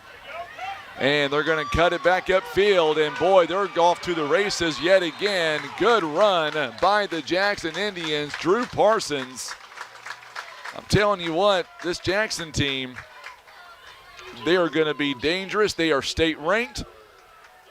They are ranked number 8 in Class 6 for a reason. That was a big run, too, by the way. Going to get a couple of yards. It could just be a symbol. Come up with one of those Prince deals. The yard is formerly known as Frankie Castile. How about that? Or just F. I like F. F is cool. One letter. You don't see that very often. Yeah, we'll pass that information on. The artist formerly known as Frankie Castile. Got a timeout called, officials timeout here, so we'll keep it here. Our broadcast tonight brought to you by Russians Towing, Bowman Toyota, First Choice Insurance, Poplar Bluff Regional Medical Center. Also being brought to you by Patriot Auto Glass, Christian Automotive and Tire, and being brought to you by Eye Care Specialist. Ball is spotted on the 38-yard line. It's 2nd down and about 4. So let's see, math isn't my strong suit, Frankie. We just need a little bit of business here. We got 5 minutes and 20 seconds to score a lot of points. No problem. They'll talk about this comeback for years, generations. So now here we go. The Indians going to hand it off. What a move. Still fighting for yards, and he is going to get it into the end zone. What a run by Zach Crump. Yeah, There's a flag down on the play as well. He just absolutely ran over some people. He sure did. Man, Logan Height, he has done everything he can defensively. This one might be coming back. But, man, what a run by Crump. He just kept going. He was stopped multiple times and still able to break the tackles.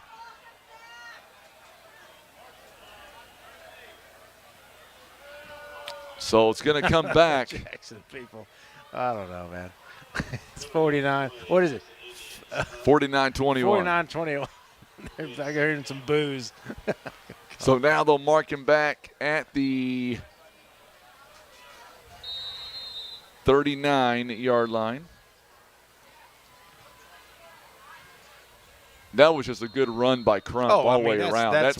Watch that film, and this is how you do it. This is how you keep driving those legs. We're going to get a timeout called here by the Mules. It is a First Choice Insurance first down. We're back in 30 seconds. Mules down 49-21 on the Southeast Sign and Graphics Mules Radio Network. Kevin's Auto and Tire is a family-owned one-stop shop for fast, friendly, and affordable automotive services with the latest tools and technology as well as their time-tested automotive knowledge. They're guaranteed to get your vehicle fixed without breaking the bank.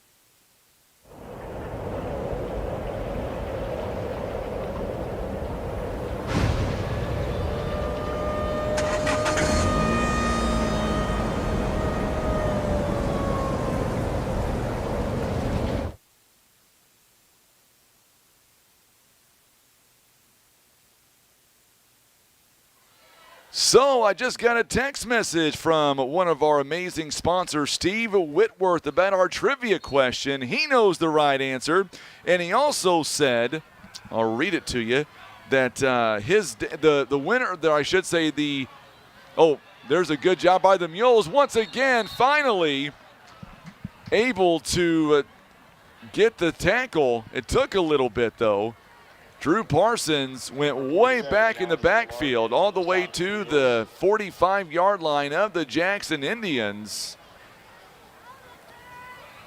But our trivia question, the answer, he said that his dad married his mom and dad. So that's kind of cool. So now Parsons again, this one gets it outside, and it'll be up to about the 49, 50, or 49-yard line. In on the stop for the Mules, brings up 4th down and long for the Indians. So bring up 4th down and long for the Jackson Indians. And I believe they will punt the football away. Be 4th down in about 15 or so. It is 9:32. So glad that you are tuning in. Yes, Sarah, thank you so much. We send out our condolences to the family of Stephen Russian, who passed away this week. So now the punt team comes on. They haven't had to punt a whole lot here tonight.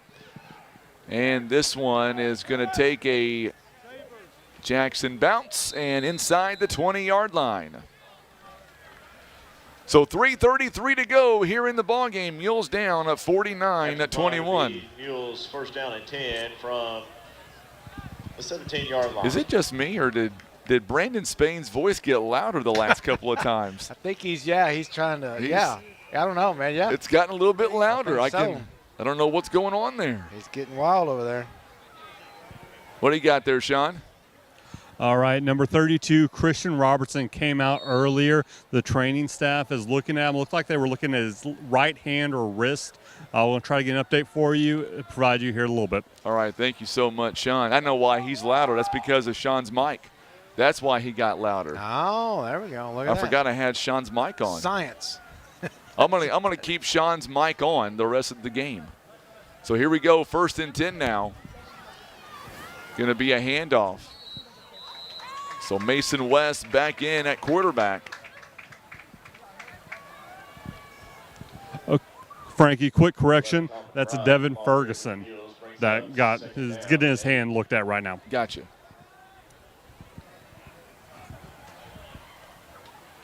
So Jackson playing a lot of their second string. 3:04 to go here in the ball game. Mules. I'm sorry. Who's the team to beat in Class 6? Who's the team? Well, I would say Jackson is the team to beat in Class 6. I mean, who's number 1? Who's ranked 1? Who's like the team? Is it one of those St. Louis teams, I guess? It is. I'll give you the answer just in a moment as we curious. see the pass go out to. That's Caden Jenkins there. 16, Caden Jenkins. So Jenkins. If they're 8, he's going to be one of those Francis Howell or one of them. Somebody like that. So the recent rankings came out here this week, and in Class 6, it was Lee Summit North was ranked number 1. I don't want to play that. Jackson was ranked number 8, but they're in Class 6. Gotcha. You're talking about Class 5. You've got Cardinal Ritter and then Webb City in 1 and 2. I got you. I'm just thinking who's going to beat Jackson eventually. It's going to be Lee Summit. Got it. So here tonight, the Mules. 2:45 to go here in the ball game. It's 3rd down and 3 coming up. And now Jenkins in motion. There's some movement. Mules weren't ready for that one to be 5 yards. You remember, Frankie, when Jeff City was always the team to beat? They won like 5 state championships or something crazy in a row. Be 3rd down and 8. But, here's the deal, and we still have a lot of folks on. This game means a lot in the conference, obviously. But in the scheme of things, the Mules still control their destiny in the actual districts because they've beaten Cape head-to-head. Jackson still plays Cape.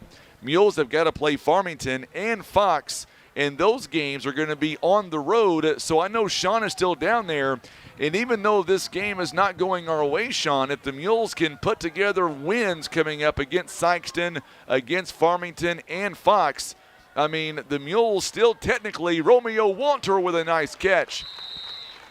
And that'll be a Larry Hillis Dodge first down. But, Sean, the Mules, theoretically, we still control our own destiny when it comes to the districts as long as we get wins against Sykeston. Even though Sykeston isn't in our district, they are a class underneath us, so a win goes a long way, and then also beating Farmington and Fox on the road. Yeah, beating Jackson was always going to be a tough ask. Jackson is a fantastic team. They're state ranked for a reason. We're getting bonus points just for playing them. That's one of the benefits of them going to Class 6. So just build up those wins, get a high seed. We'll see what happens in districts. So now Mason West comes out, 2:16 to go in the ball game, 49-21. There's going to be a handoff. We're seeing some of the young kids coming in now for the Mules as well. Hightower with the carry. Number 15, Yeah, and the team can learn from this game. I mean, absolutely. They came out and went toe-to-toe with a really good Jackson team for almost the entire first half. Had them down 21-7. And we've improved every game, I think. We've grown as a team. We're not suffering a lot of injuries so far, knock on wood. We got another minute 46. But, yeah, I mean, this is a good learning experience, man, on to the next game. You know, make no mistake about it, we have a lot of folks watching right now on YouTube, and I know a lot of those folks are from the Jackson area. Obviously, you know, we are calling for Poplar Bluff, but Hightower there getting some blocks. And, man, this kid's going north to south. I was going to say, make no mistake about it, another Larry Hillis Dodge first down. But this Jackson team, man, they are good all the way around. They are well coached. They're well disciplined. They play good defense. Very, very good offense. Yes. I mean, this team is going to go to 3-1, and they're going to be very, very dangerous when we get into week 10 and beyond. Oh, yeah, they play a tough schedule, beating some really good teams. And they travel well, you know. They absolutely travel well. A lot of folks well. here coming over to the Bluff, spend a few bucks hopefully on the way, check our place out. So, yeah, man, it's always good to play Jackson. It's a good friendly rivalry we've had over the years. But, you know, good folks coming, good folks liking their football, just like the people here in Poplar Bluff do. So, yeah, it's a great service you guys provide, Frankie, for people to be able to tune in and see their maybe more distant family playing and coaching and that sort of thing. But, yeah, Jack, man, they got a new coach, and it's just, it's just and more of the same. And let me tell you, More of the Coach same. Nesbitt's a class act. I got a chance to talk to him beforehand, and he was so nice to talk to. And he really enjoys being the head football coach. He comes from a program where he had to build that from the start up. And he took a team and Troy all the way to the Final Four back in 2021. And he is a successful coach. And I think he'll fit in really good at Jackson. I really do. Yeah, you know, carry on the tradition they have there, and they're already buying in. Yeah, they are absolutely, and it's working. And so, you know, I'd like to see some teams from Southeast Missouri representing around the state, regardless of who that is. So, yeah. 24 seconds left. We appreciate you, Sean, hanging out with us over there on the sideline, my friend, tonight. Glad to be here. It's been a ton of fun. Well, at least the first half was a ton of fun. I guess he's trying to say, John, you were no fun in the second half. Hey, we're going to get some sand up here and some tiki torches, and we're going to make this a thing, Frank. I think we can do this. Final score tonight as the clock will strike midnight. The Mules go to 1-3. Jackson goes to 3-1. We'll come back, and we got to pick a winner, too, with our trivia. So, Tim, if you don't mind, put that up on the screen one more time, and we will pick a winner coming up when we come back. Final score, 49-21. We're back in just a moment. You're watching and listening to Mules football on the Southeast Sign and Graphics Mules Radio Network. We're back in 2 minutes.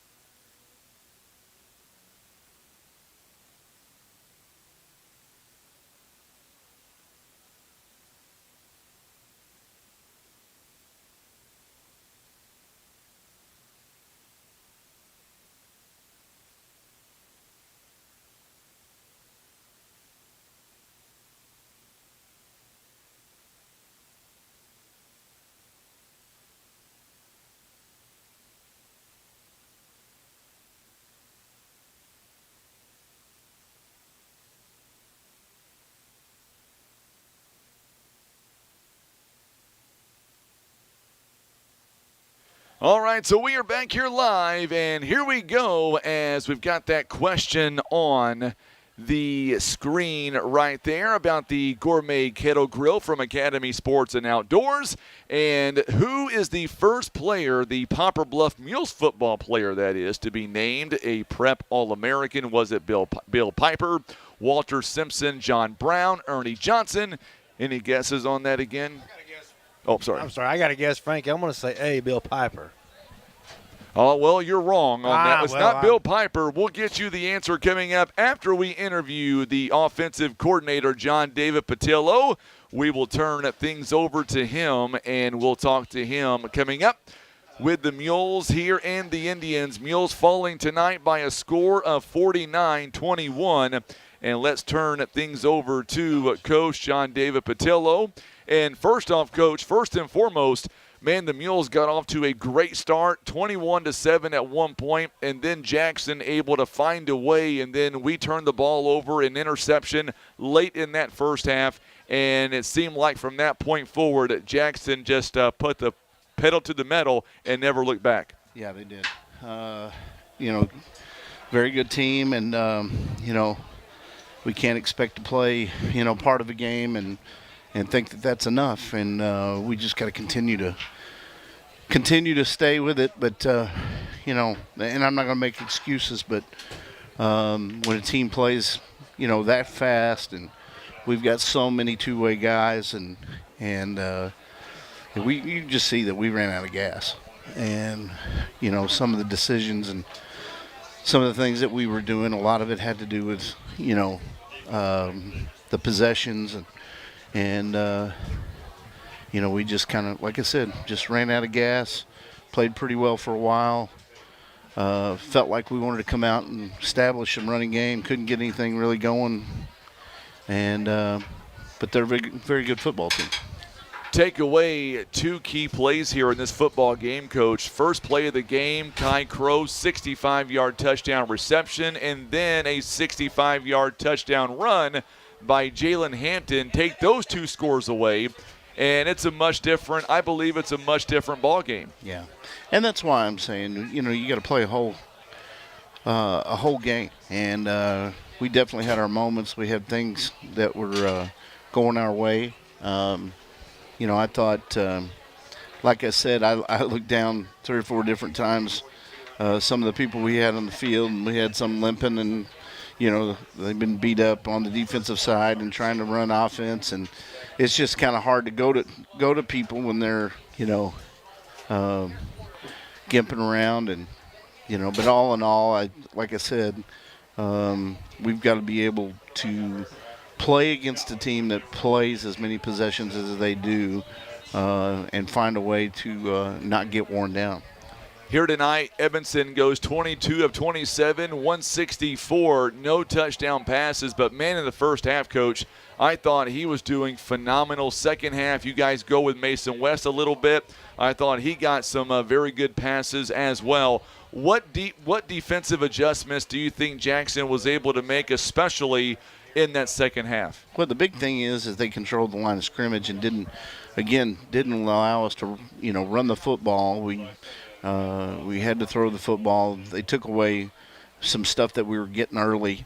And, if we would have come back and just been able to run it a little bit better, to establish some of the other stuff, we just couldn't get a flow of anything. And, again, that's just stuff that we can go back and watch film and get better at. I mean, that's all we can do. In the scheme of things, and I was saying this on the air, obviously the Mules wanted to win this game. Jackson's always a big rival game no matter what sport you play them in. But in the scheme of things, this game doesn't dictate where we stand in our districts. Obviously coming up in a couple of weeks, you've got Farmington on the road.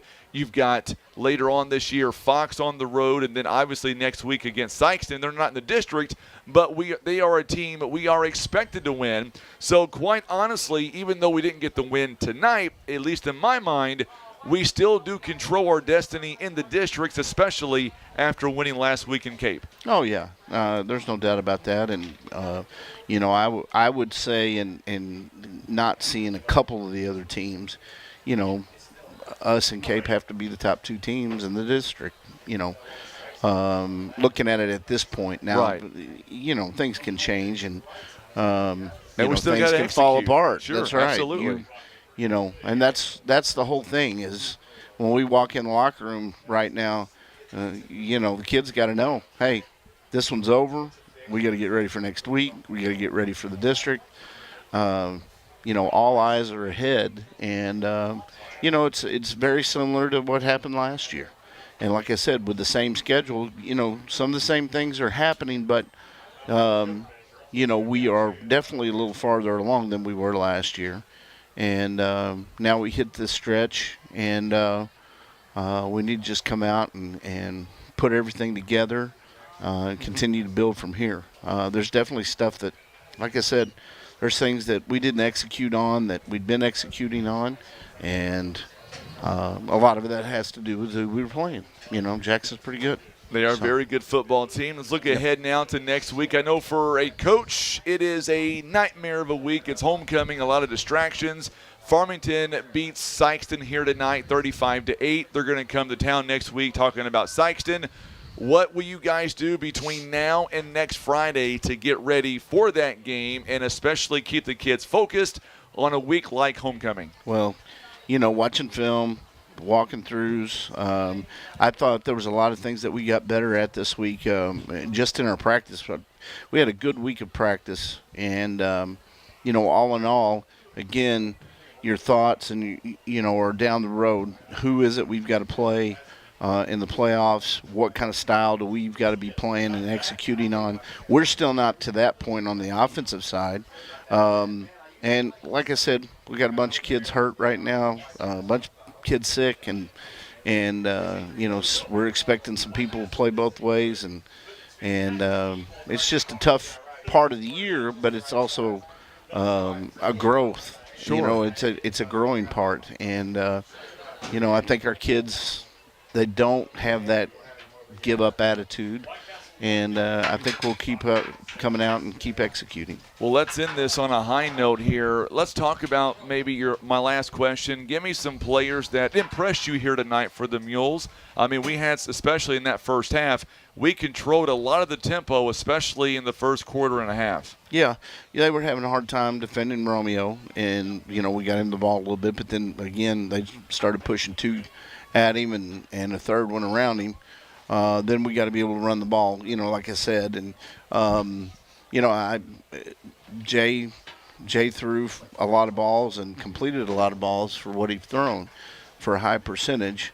We just didn't put enough of that together. But, I thought our line really played pretty well in the first half as well. And, like I said, we're a team that we've got to be able to come out in the second half and do the things that we need to do. And we'll just continue to keep working at it. Like I said, I think our line is going to get there. We had some banged up and moved some guys around a little bit there as well. So we've had that in a lot of different positions, and you can see it on the defensive side quite a bit too. Well, Coach, I'm so grateful you came up here to talk to us here tonight on the air. And, of course, coming up this week, another big game. It'll be homecoming. We can't wait to be there with you next Friday night. So good luck coming up this week, and we will see you next Friday right here in Bluff against Sikeston. All right, man. Thank you. You bet you. The offensive coordinator, John David Patillo, joining us live here tonight. And we're going to wrap it up here, coming your way very shortly as the Mules fall tonight to the Jackson Indians. And let's go ahead now. We'll bring John Scott back in real quick, and we'll wrap it up as the Mules fall tonight by a final score of 49-21. Real quickly, we'll have Tim put up the answer on our trivia question. And the trivia question was, who was the first Poplar Bluff Mules football player to be named a Prep All-American? Bill Piper, Walter Simpson, John Brown, Ernie Richardson. And the answer is Walter Simpson. He was a guard back in 1952. That was the first Mules football player to be named a Prep All-American. So, Johnny boy, you were wrong again. Wrong again, Frankie. I'm getting used to being wrong. Ernie Richardson, He was on the national championship team at Arkansas.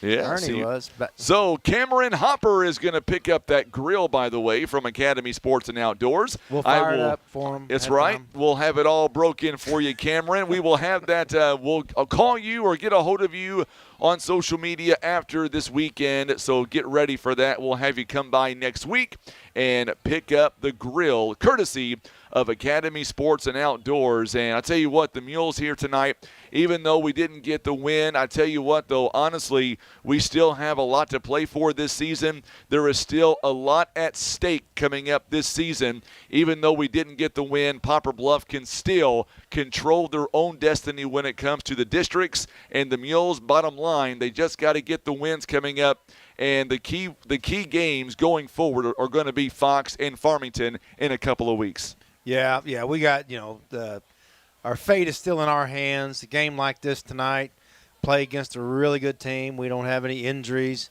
Some things we can learn, obviously, from a game like this. Got a little out of hand there in the second half. But, hey, there were some bright spots early on. Defense played well. Score got out of hand, all that. But still, they played well against a really good team. They saw a really good team. And I think we'll come out of this a better football team. I think we will as well. So the key is next week we are going to be home. It'll be the Mules against the Sykeston Bulldogs. John, are you with me or are you against me? I should be with you if the good Lord wills and the creeks don't rise. By the way, they're going to make a T-shirt, the school is. Do you remember what you said last week about, Connor Schuchart? He's having the whole team say it now. Something about I can't remember what it was now, but I'll go back and figure it out. I'll let you know what it was. I need royalties off of that T-shirt, whatever it was. Hopefully it was grammatically somewhat correct. Well, I don't think it was, but they sure liked it. Tonight, the Mules fall 49-21. All joking aside, John, thank you so much here for joining us tonight. A big shout-out again to Sean Manning, who spent most of the night on the sideline. We appreciate him, as always. And Tim Hicks up on the roof, making things happen, and great shots all night long. Tim up on the roof. That might be his new home the rest of this football season. Our Mule sponsors, they include First Midwest Bank, the Scott Law Group, LLC. Also being brought to you by Kevin's Auto Repair, PB Realty, Legacy Farm and Land Specialists, Whitworth Gift Chest Jewelers. Also being brought to you by Russians Towing, Baldwin Toyota, First Choice Insurance, Poplar Bluff Regional Medical Center, Patriot Auto Glass, Christian Automotive and Tire. Also being brought to you by Eye Care Specialist, Air Solutions, Edmondson, Warren, and Holt Legal Services, Maverick Glass, and Senator Jason Bean. For Tim Hicks and Sean Manning, John Scott, I'm Frankie Castile. We are saying so long from Mules Stadium in Poplar Bluff. The Mules fall tonight 49-21. We're back on the air next week as the Mules take on the Sykeston Bulldogs. It'll be homecoming 2023. That means our live broadcast begins at 6 p.m. We'll bring you a full hour-long pregame. We'll bring you the homecoming festivities, and rumor has it that we're going to be crowning John Scott the new homecoming queen in 7 nights from now. Third time, Frankie. Third time's a charm. Come back next week. Thank you so much for tuning in. Have a great weekend, and we'll see you back here next week. I'm Frankie Castile. You've been watching and listening live to Mules Football.